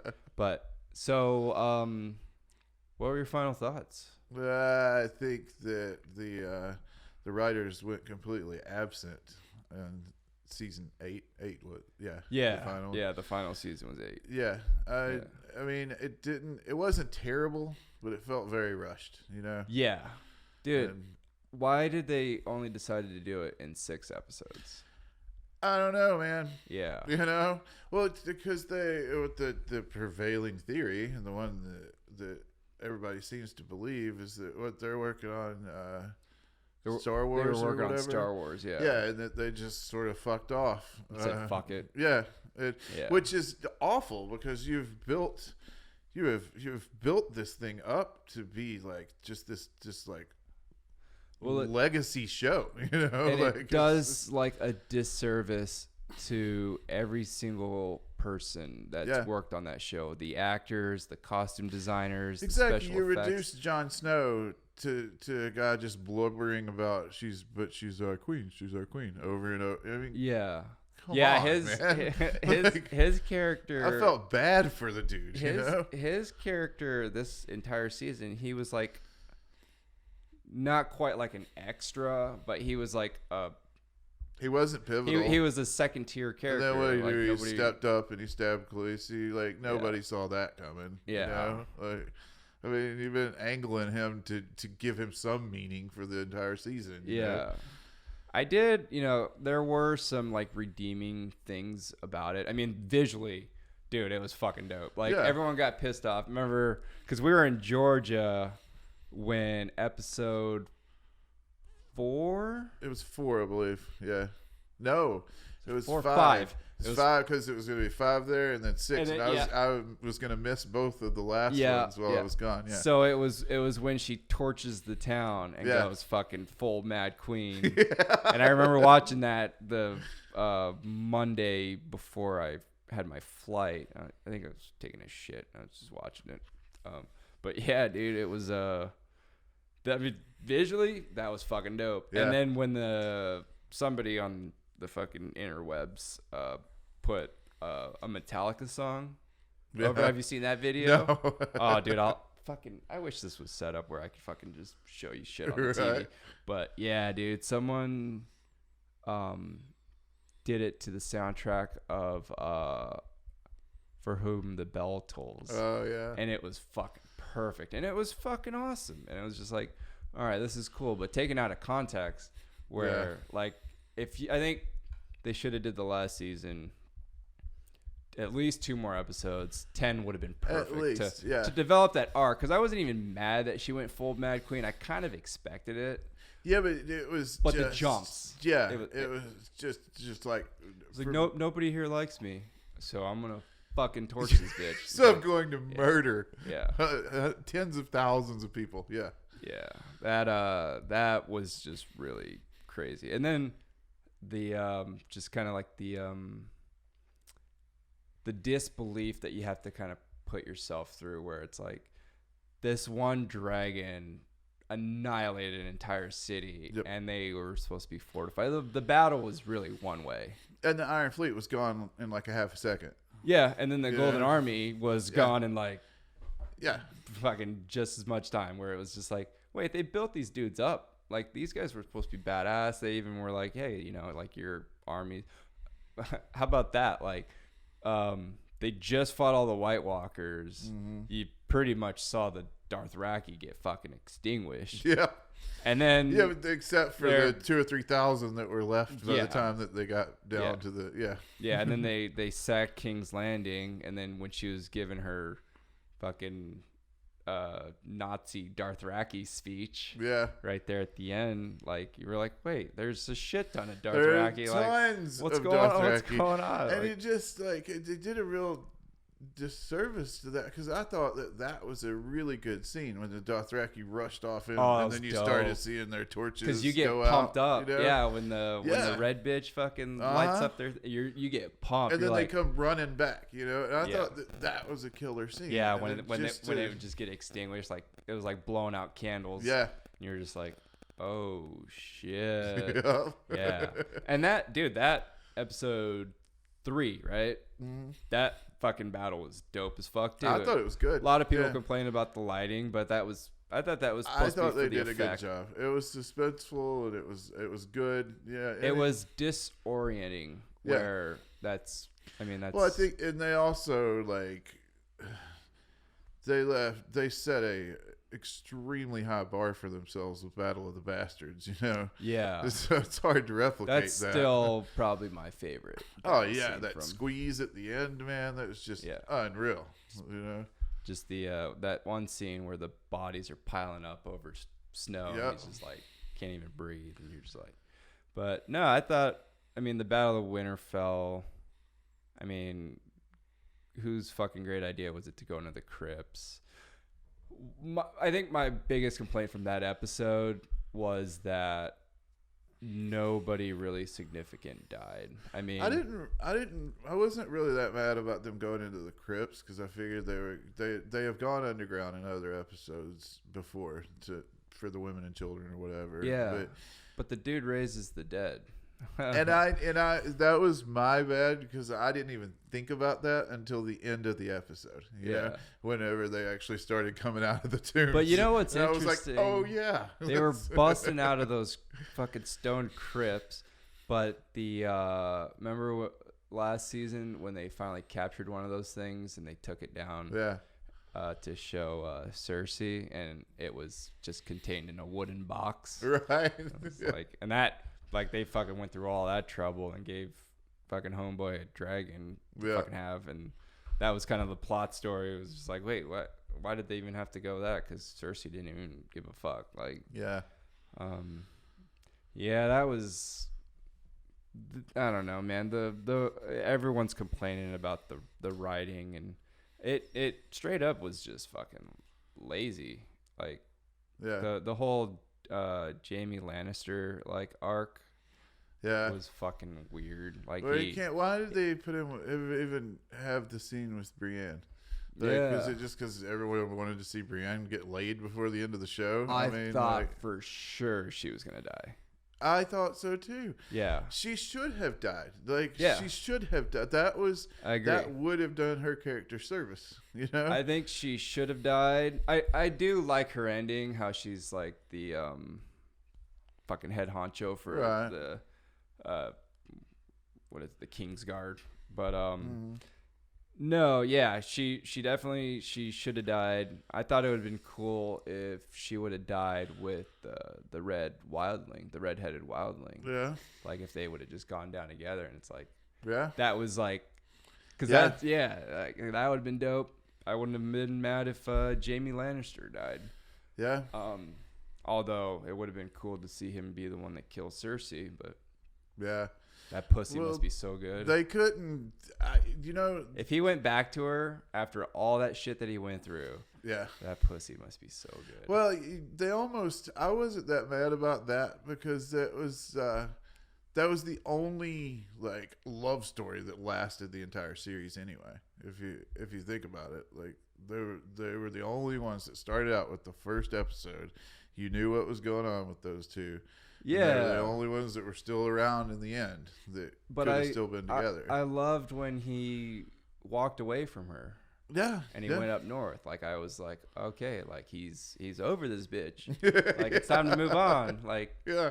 You know, Jamie Palooza. Like, see, I didn't time to put myself back out there. And as much as he was over her, as he, I didn't think he was ever over her. I thought he was scared of her at that point, and he didn't think he could trust her anymore. You know? For sure. Because she was crazy. I mean, I love Cersei, but she's nuts. And I hated her death, like, because she was always, like, ahead of everyone. Like, she was always one. She knew how to play the game, and she was always, like, one step ahead. You know, like, when she skipped out on her trial and ended up blowing up. She was always, like, you know, tactical, and she was always, like, one step ahead. But when it came to King's Landing, you know, she put all her eggs into the freaking scorpion basket. And I mean, the entire city had fucking those giant ass crossbows everywhere. Right. And they were, you know, it only took one to kill a dragon in episode 4. And why did they even kill the dragon in episode 4? If it wasn't going to be, I guess maybe that's one of the things that tipped Daenerys over the edge. Yeah. Okay. I mean, but how do you not have the fucking eyesight to see? Right. Yeah, like an entire fleet of vehicles, and you run right into an ambush. Yeah. But then the next day, like, not the next day, but like the next battle, like the scorpions, those guys all turned into stormtroopers and couldn't hit shit. It's a little hard to keep track of the time on there. I remember I think it was like a couple of seasons ago when they started this initiating this fast travel thing. Yeah, they were jumping all over. They were going from the Wall down to King's Landing, down to Dorne, across the sea, and it was just like, what is going on? You're right, dude. They just totally rushed it, and I don't think they killed enough people. I mean, to be honest with you. That's what really disappointed me about the last season, because I mean, we had a Deadpool of like characters that we were expecting to die, and I was just like, how do you not lose anyone significant? But I mean, fucking rest in peace, like Ser Jorah. Yeah, like, he went out, and that was, that's how it's gonna happen. He's gonna go out defending fucking his lady. Yeah. And then the dude with the one eye, like, okay, he served his purpose. Yeah. Which that was cool, but then it kind of, you get back into like the Jon Snow story arc, and it's like, you know, the Lord of Light raised him for a purpose, and what the fuck was it? His purpose was just supposed to stab his fucking aunt and go up north, and apparently that was, you know, that was a cool little ending for him, though. Like, he got to wasn't bad. He got to go up north and just hang out with his buddies, and if you notice, there was a lot of redheads in the crowd that when they were walking north of the Wall. I was like, damn, there's a lot of redheads. Like, Jon Snow's gonna be fucking. Yeah, for sure. I didn't. The endings or the endings didn't really bother me a whole lot. It felt rushed, and it felt lazy. What'd you think about that part where Sam was pitching the idea of democracy? Yeah, that was pretty and everybody was just like, shut the that was pretty spot on. I was just like, wow, they just got meta. They just got meta real quick. But then it was funny when they all voted, and Sansa's like, the North wants like their independence, and I bet you Dorne and the Iron Islands was just like, wait, that was an option? Like, wait, time out, hang on. Like, Highgarden doesn't even fucking exist. They tried giving Highgarden to the Unsullied. Yeah. It's like, dude, those guys don't have dicks. Like, they're not going to be able to repopulate. That kingdom's going to be gone in one generation. They should have just moved the stupid one-eyed raven out there and forgotten about him.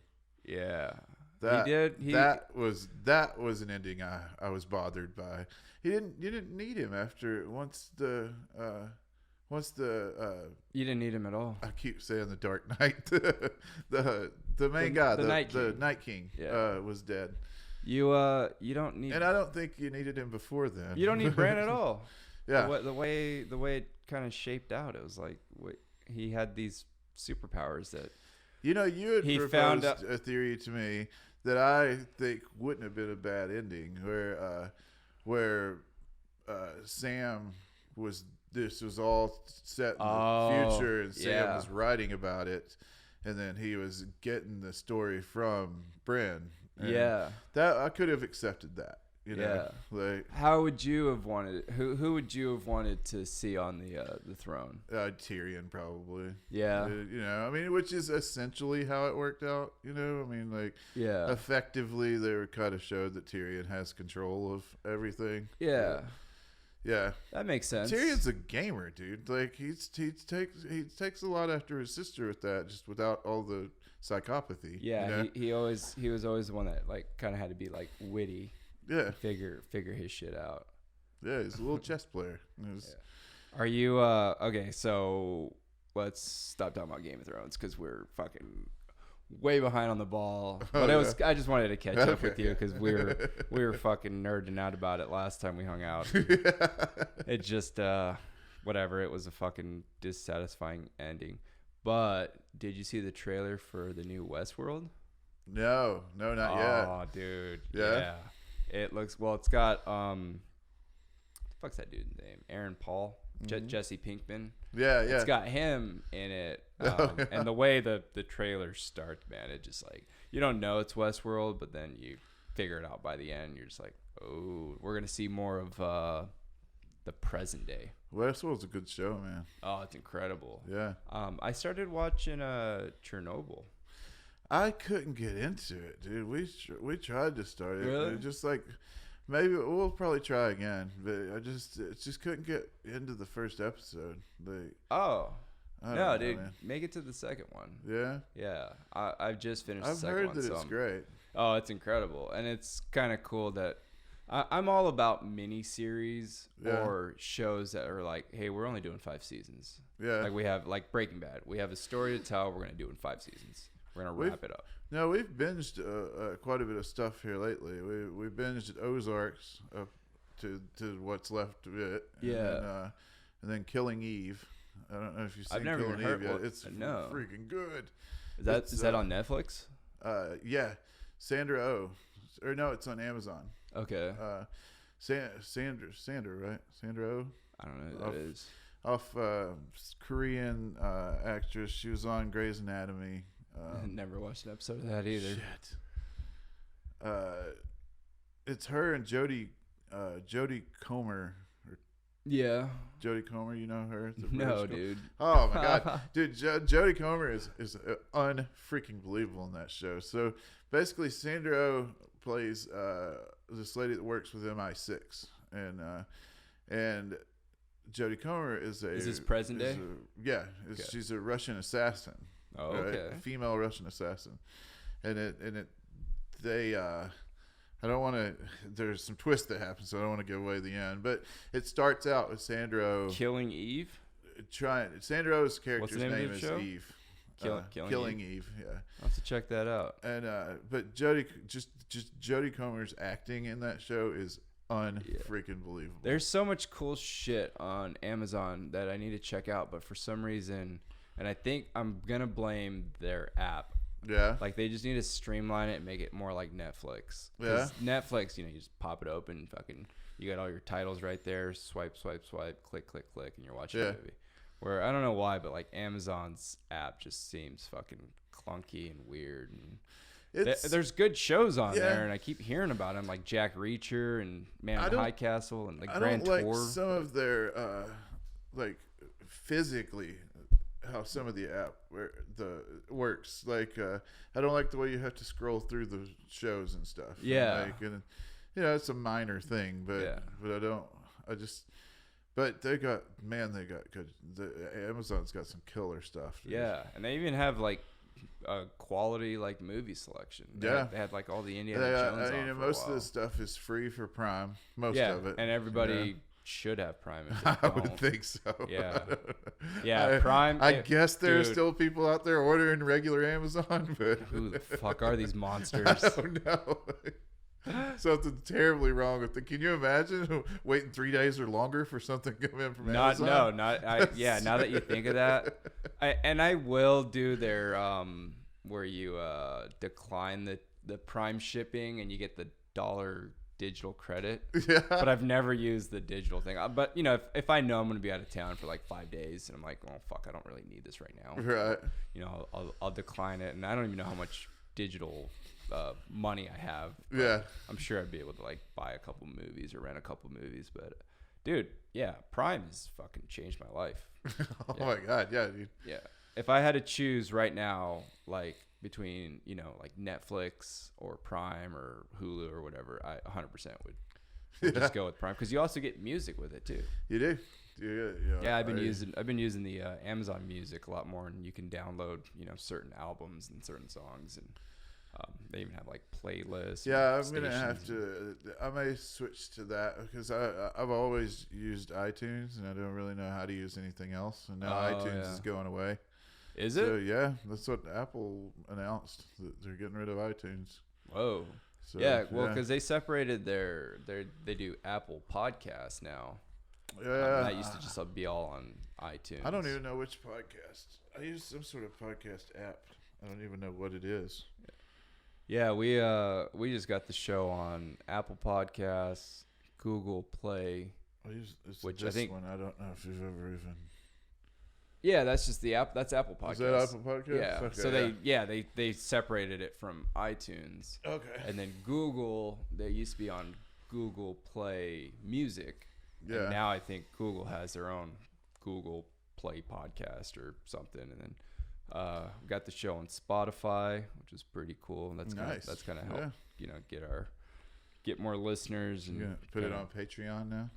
I'm thinking about. I don't really even know what Patreon is. I just hear podcasts say it all the time. Yeah, so I haven't done any research on it, but it's like a kind of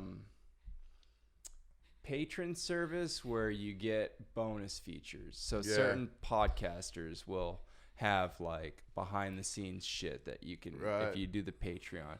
But I was kind of I gotta look and see exactly how it works. But so what we used to do is we used to post on social media like, hey, we're going to be interviewing Kevin Pannell today. Right. Like, what are some questions you want to ask him? And I was thinking about if we did a Patreon where our Patreon listeners, if they wanted to ask any question. Yeah. Yeah. So if like, you know, like we had Joe Schmo from, you know, Louisville, Kentucky, and he's like, oh, I want to ask Kevin Pannell, like, what's your fucking favorite sexual position or something? You know, like all right, well, like a Patreon AMA, huh? Yeah, exactly. Kind of, yeah, exactly. Yeah. But you have to be a Patreon member to do that. So we'll look into it. I mean, I've never like made decisions based off of like, you know, is it going to make me, how much money is this going to make me? Right. Or anything. I do this show for the hell of it and for fun. And it's been cool, man. I got to do a couple episodes overseas. So the last 3 episodes were a little bit rough, just trying to figure out like traveling with equipment and stuff. And, traveling internationally with equipment. But like, you know, we were in Bogota. The last episode I did was with one of the rugby players down there. He spoke good enough English to I was like, all right, we'll get him on the show. And turns out the guy was like one of the first wheelchair rugby players in South America. Oh, right. Yeah, and he'd actually lived up in southern Florida playing basketball, and then that's how he got introduced to rugby. And then he kind of went down there with another fella and introduced quad rugby to Colombia, and it's just taken off from there. And now what do they got, like 5 countries with programs down there? So yeah, it's really cool to see. Just I don't know, you meet a lot of fucking interesting people, as I'm sure you know, like just in the disabled community. You meet the most diverse group of people, and like, hey, like, how'd you get hurt or stuff like that? You know, just like, it's really cool, man. So what do you got going on in the future? it's almost summertime. I mean, it technically is summer, It is but it's almost fucking summertime. currently thunderstorms right now. I wanted to do as much diving this summer as I can. But I've also got like a ton of projects that I'm supposed to be working on. Like I've got some tables to build and a cart to the Portland Old Town Arts and Culture Foundation. Nice. Try to get your trailer out camping at all? Yeah. We got the only problem right now is the dogs. We got like just trying to find people to watch them. You know? Yeah. Laura is going to come over from England, but that's not till like late August, September or so. She should be there. The whole idea is to have her there when we go to Bonaire. Who's this? Laura. She's my friend from England. Okay. We met in Portugal a couple of years ago. She's gonna come here to watch your dogs. She was here. She stayed here for 3 months last year. Oh damn! So we rode her whole beast out at our house while we gallivanted with that camper all over the U.S. So. Yeah, that's cool. Yeah, well, Portland's a cool spot in the summer because it's. Yeah. I mean, it's one of the only times where it should be nice all the time. I mean, of course, it could rain in the middle of August. Right. We just got so much cool shit going on. I mean, we got I got the Gambler next week. A couple different marathons. Do you ever go out to Brewers Fest at the end of July? No, it's on the waterfront. No, I don't. Are you a beer guy? Yeah, to an extent. Yeah. I like some beer. I don't like IPAs, and they tend to be every freaking way. That's it's kind of. I was talking with some buddies about that yesterday about just the brew scene and how it's great. Like the micro craft brew scene is awesome because we're not drinking fucking Keystone Light anymore. Yeah. You know, like we know better than that now. But it's gotten to the point where for a while there they had like the IPA wars where it was like who can make the most bitterest fucking beer. God. And it was like, wait, are you guys even really enjoying this? Or is it like it's kind of like when you make like I have a spicy food cook off, like a spicy chili cook off, and it's like to see how hot and does anyone really enjoy fucking burning their face off with ghost peppers? Like, no. The answer is no. Nobody fucking enjoys that. I like my food spicy, but I like to still be able to taste it. Exactly. I like a good kick, but I don't want to feel like my face is melting. Yeah. And I'm the same with beer. Like I'm just looking for something smooth, something refreshing. I like hefts and ambers, and I'm a big amber guy. I like fruity beers. Like my favorite beer in the whole world is Ruby, McMenamin's Ruby. Oh right. And then I like light stuff. I had one I had one at Brewers Fest a while back, and it was a acai berry. Oh yeah. That was I don't know if you would really want to consider it a beer, but it was refreshing, and I enjoyed it. And my neighbors just brewed some weed beer. He brews, and he put an ounce of weed in with his. And there's people that are doing that. I don't like to mix my substances. They claim you can't feel anything out of it. I don't drink beer, or I mean I don't smoke weed, so it seemed to me that it was a little more like. I felt a little more mellow after. Yeah. Maybe that could be a placebo. That's probably a placebo. Yeah. The taste wasn't that great. Or beer has been known to mellow people out. Yeah, that's true. But the taste just wasn't that great. Dude, if I'm in town, we should go plan a day and go to the. I'm always down for stuff like that. Brewfest is cool, and then even if you don't want to drink. I go to like the little ones. Like Sandy has 2 or 3 little beer fests every year. Yeah. Where they come out and cook too, and you buy a wristband. And I like to go to Brewers Fest when it's not Friday night or Saturday. Yeah. Because Saturday is when you'll get like the 20,000-30,000 people crowd. And that's too many people for the waterfront. There's a place in Sandy called the Beer Garden or the Beer Den, and they've got like 60 something, I think, local beers on tap. They got food? It's just enough to skirt the license on it. You can buy like chips, and they'll give you like a bowl of peanuts and stuff. Have you been at Happy Valley Station? It's like a food cart. Oh, the pod. food cart place. Yes. Yeah, Yeah. but on the inside they have a pretty legit. They have a tap tangerine house. beer in there that's really, really good. Yeah, those are popping up. I go there and I get the sushi cart is freaking bomb, dude. Yeah, the sushi cart there is actually not that bad. Yeah. They also have a Laotian food cart. Yeah. Although I think they might have just moved. But the Lebanese place, they got decent gyros. The Philly steak joint there is pretty good. Yeah. The wings aren't bad. The Thai food's decent. Our food cart, our little Cartlandia place in Sandy's gotten pretty good. Do you guys have like? It started a little slow, but is it actually called Cartlandia? Yeah. Okay. Because there's one on 82nd. Yeah. That one has, in my opinion, the best Thai food in Portland. We don't have Thai food there. We've got barbecue, Mexican. There's a crepes truck. There's kind of an Asian fusion thing. It's pretty good. Like, is it Koi? No, but I know Koi. I used to know the owners of Koi. Really? I haven't seen them in years. I went to Bridgeport and had Koi with my cousin, my brother, earlier this week. It was really good. Yeah, I've had it before, but it is. No, this is these guys are kind of crazy. It's a boba trailer, but then you could also get like salads, and then it's all across. You can get like spaghetti and meatballs there. Oh yeah, they're actually decent. And then I go there because they have that corn that Mexican corn. It's the corn on the cob, and then you put mayo and paprika and all that stuff on it. Parmesan. Oh, that shit's so good. It is super good. Yeah. Good. Dude, while we were then we got a breakfast truck. Well, it's getting pretty good there. While we were in Columbia, we went out down the road from the gym, and there was an empanada joint. Yeah. And one of the dudes that we were with, he's just a white dude from Kansas City, never even been out of the country, and, didn't even know what an empanada was. Like, he was always looking for like burgers and like pizza, just things he knew. And we're like, dude, just fucking try it, man. And it was, for one, it was a legit empanada. Right.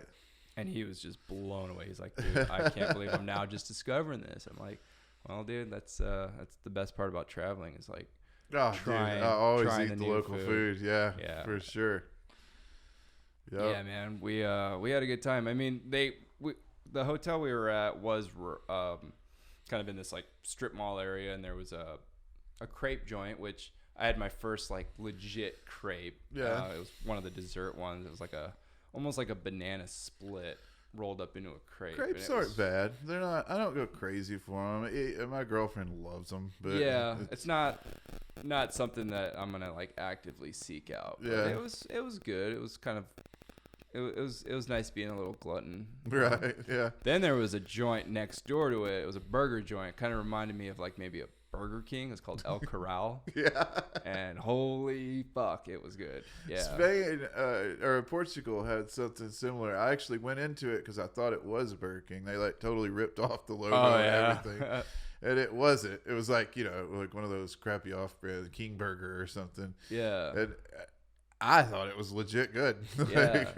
It's something about the like beef overseas. Yeah. Like, our beef can be good, but the best Burger King I ever had in my life was in Spain though. Like it was like, oh my God, dude. It was like Kobe beef or something. Obviously it wasn't Kobe beef, but it was delicious. It was, it was better than the standard It was like Whopper. a legit burger, dude. Like I would pay good money for here. That's like if you ever go to like a KFC in Japan. Yeah. Yeah.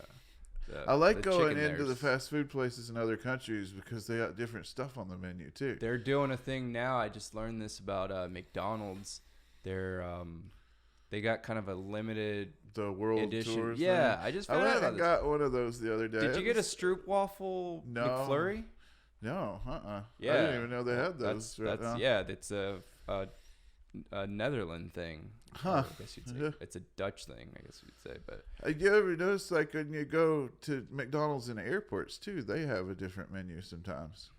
Like some of the fast food places, it doesn't matter, international airport or just here stateside is I always a try lot to of different find. venues. I always try to find something local because, like, you know, for a while there it was like PDX. They kind of led the way in airport cuisine because we had food carts in our airport. Yeah, dude. Yeah. And then they had like, you know, like what is it? Sea terminal. You got like Moe's and you got all those little. You got that Vietnamese joint. And that's where Powell's is, and that little. Oh, it used to be when I would have early morning flights. That like sausage place that they have. That like it's like a hot dog place. It's right beside Powell's. It's in that same.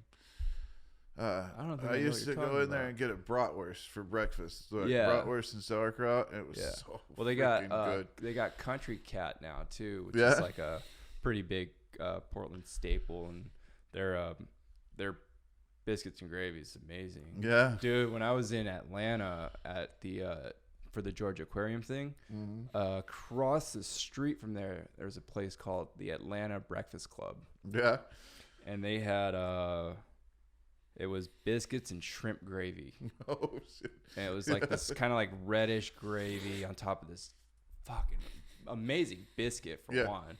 And then just, I guess it was almost kind of like shrimp and grits, but minus the grits. Yeah. But it was kind of that same texture. Yeah, and yeah. You had the fried shrimp on it, and I was just like, damn, I'm glad this is the last day here. Because I would have eaten this every day. Yeah.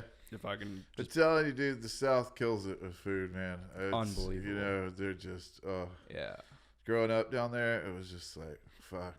You know, I can almost forget all the racism just because of the food. Because of the food, yeah. Which is kind of weird. Like, how are people so fucking angry down there? I don't know. When I don't like, get dude, it. you have the best food in the world. You got fucking moderate weather year round. Right. Just chill the fuck out. Just chill the fuck out and be nice. Yeah. Fixate 2020. There you go. No, dude. I've always had this long-standing theory that like good barbecue fucking ends somewhere in the Rockies because you just cannot find it here. You can't get good barbecue.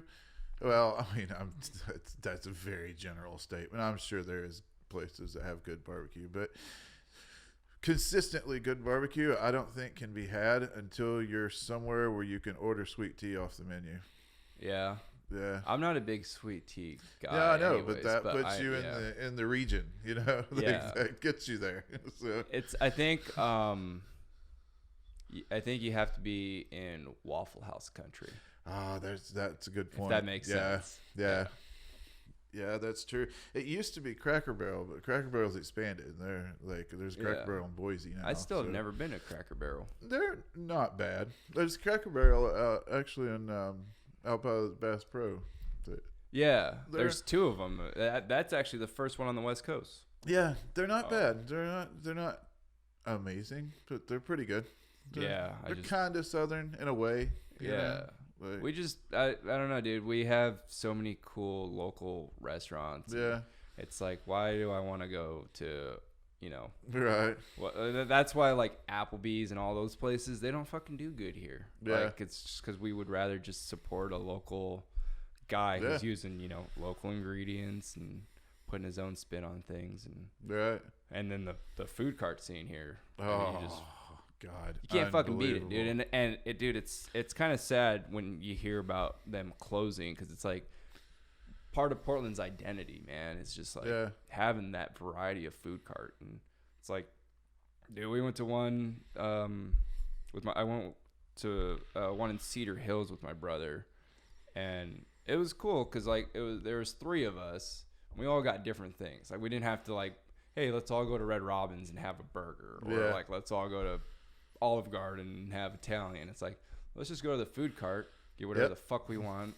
And I mean, I ended up going to like 2 different ones. Yeah, I got that's the only bad thing about the food cart stand is like that, especially that place out on Sunnyside. To decide. I'm just like, oh my god, there's everything here. Yeah. You know? I just have a rule: I can't get the same thing I had last time. Yeah. So if I go and get pad thai, I wish they would all do like a $3 sampler, you know, so you can get a little bit from each place. Yeah, do things like a la carte. Yeah. Or I don't know if you've ever had like dim. Or like have you ever had dim sum? Yeah. Oh yeah. Kind of like that. That's what we're doing for 80's birthday. She introduced me to dim sum. Yeah. This place up just off of 82nd. Where you? Okay, that's like all of them. But where are you going? Is it Ocean City? Shoot. HK Cafe.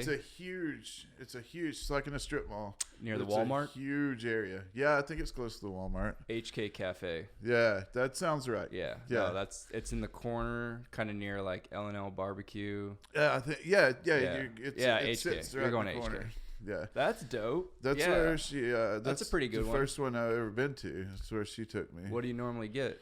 Shumai. All the shumai. Do the haka. And then whatever. I don't know the name of all the other stuff, but whatever looks good when it comes past me. Yeah, that's the way to do it. That's the way to do it. I know what shumai is. Have you ever had the like the egg tarts? It's the dessert. Yeah. Their egg tarts are really good. Yeah, that's what she wants to do for her birthday. So that's easy enough. We do hot pot a lot too. Okay. Yeah. The there's another one south of Division on 82nd called Ocean City. Yeah. That's I mean it's just as good. Right.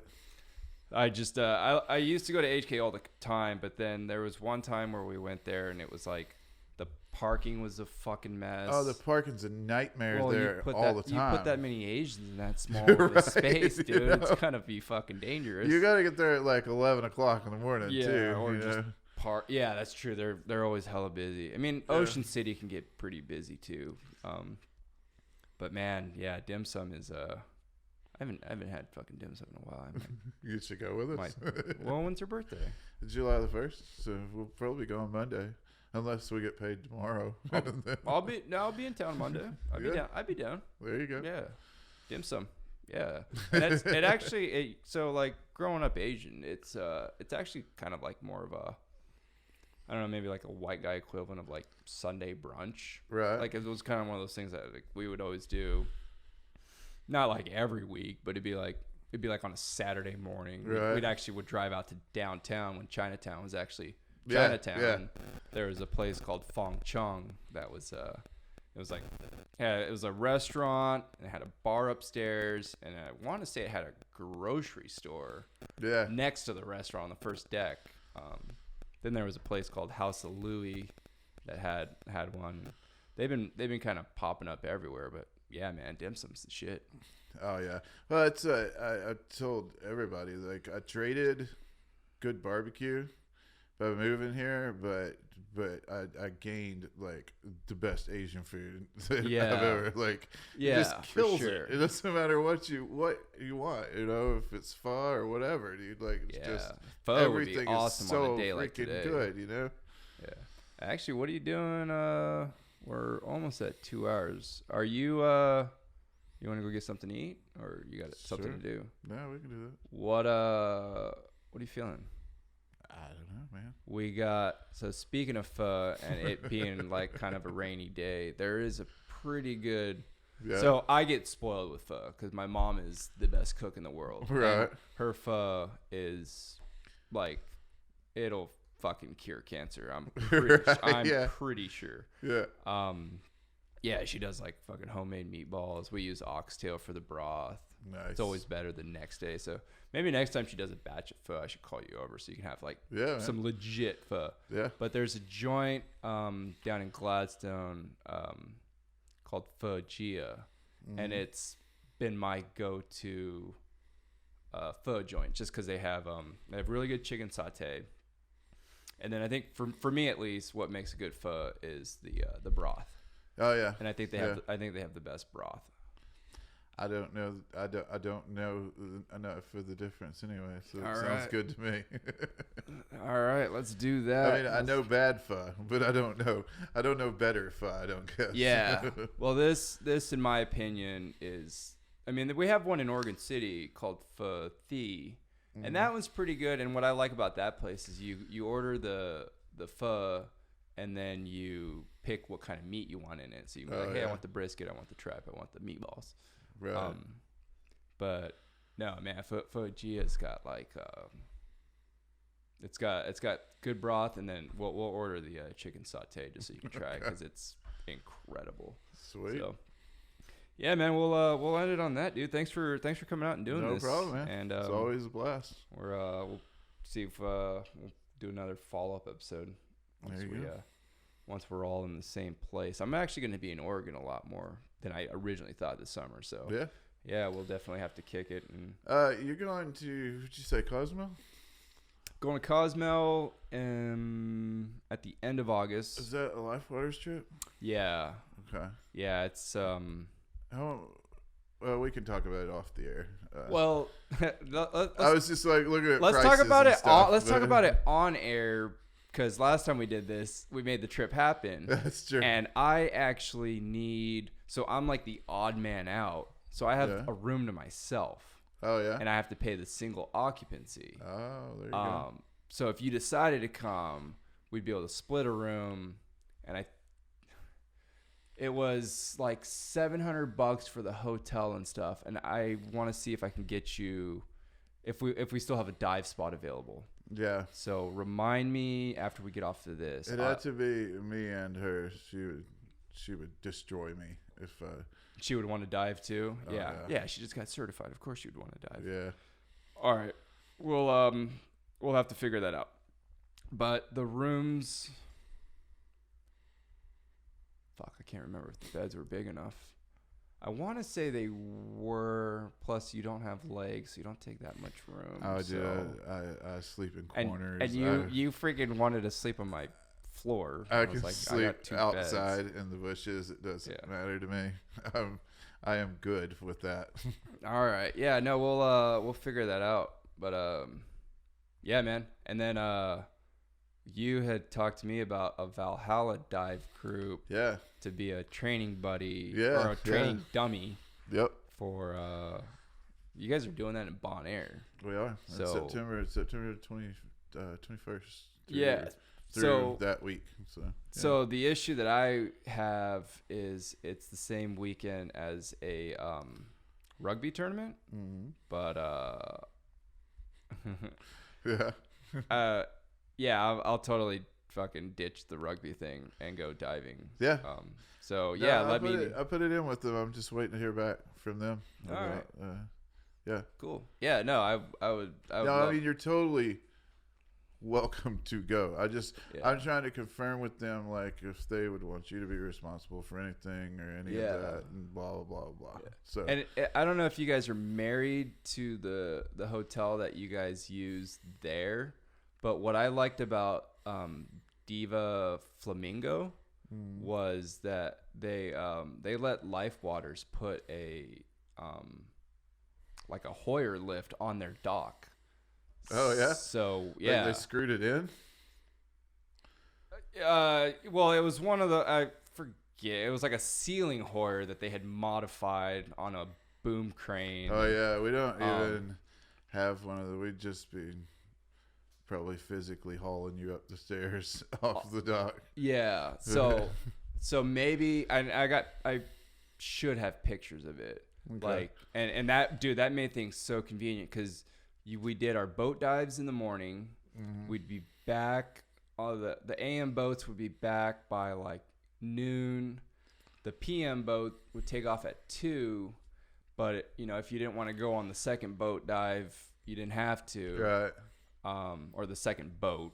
And then if you just wanted to do a shore dive, I mean, there was the shore reef in Bon Air is unbelievable. Yeah, dude. And that's like you there's like a wreck that you can get to that's not too far. There's apparently there was a bunch of octopus, and you can just do that at your own time. You just go down there and the lockers are right there, and you just jump in the water. Yeah, that's exactly how it is at Captain Don's. Mm-hmm. Yeah, but with the convenience of having that lift. Yeah. So I don't know how many like paralyzed divers you're gonna have, but you're probably it, buddy. Well, then for that trip anyway.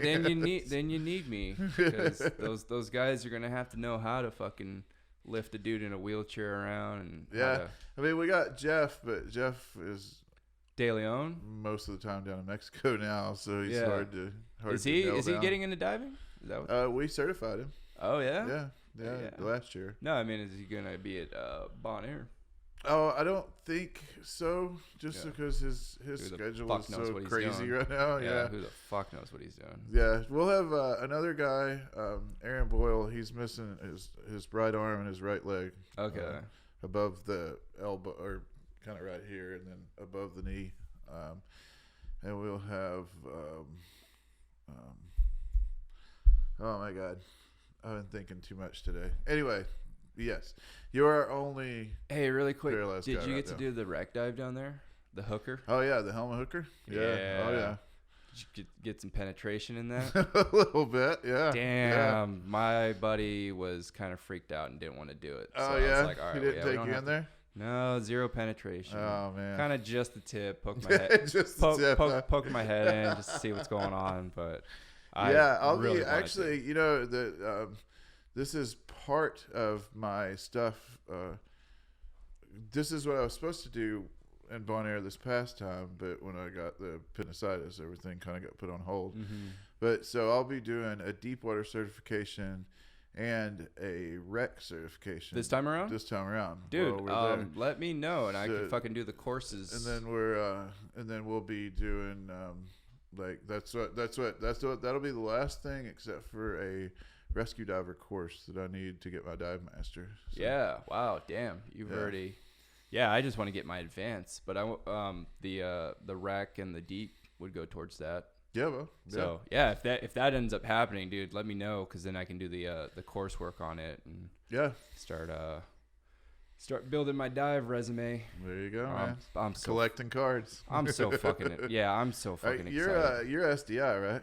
Yeah. Yeah. Same.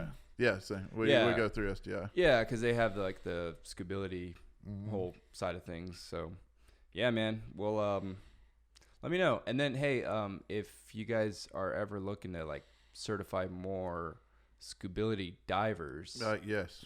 Are you? All the time.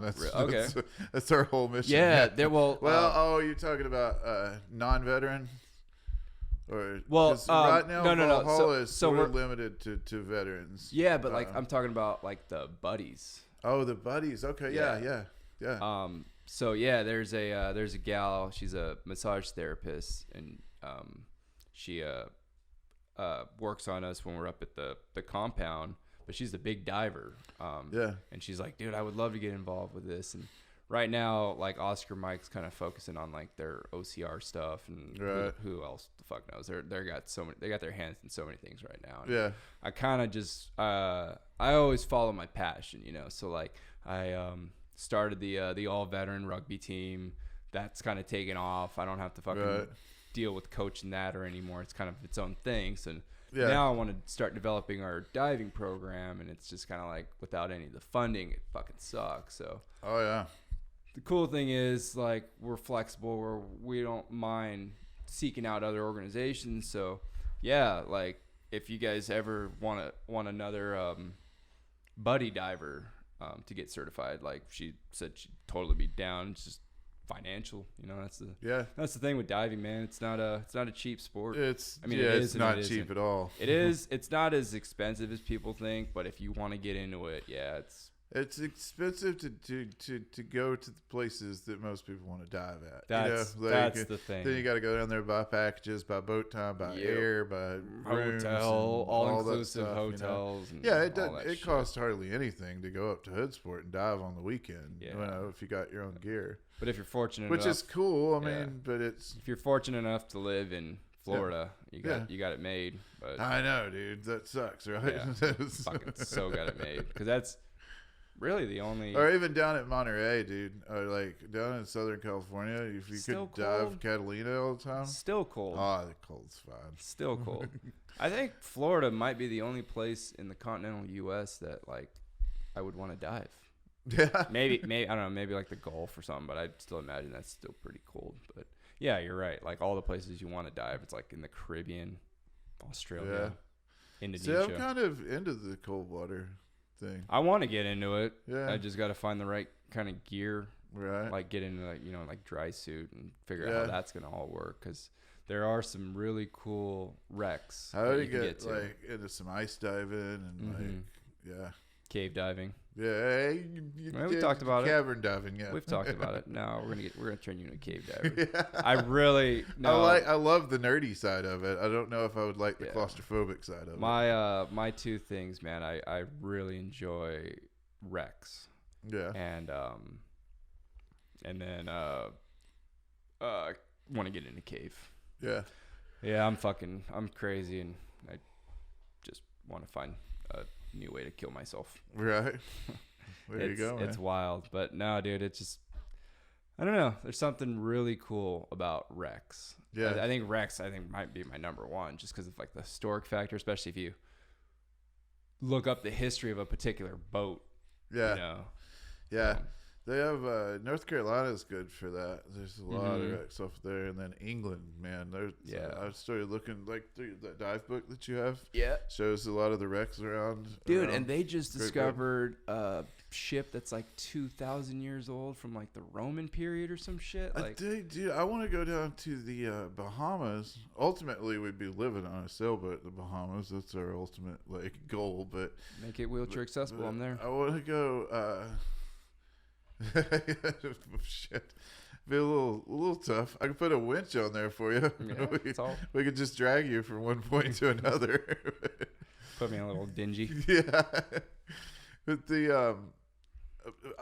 there's so many like sunken airplanes and stuff out there. Yeah, it's so cool. So I know we're going overboard. We already decided where we're gonna go eat, and we're running over.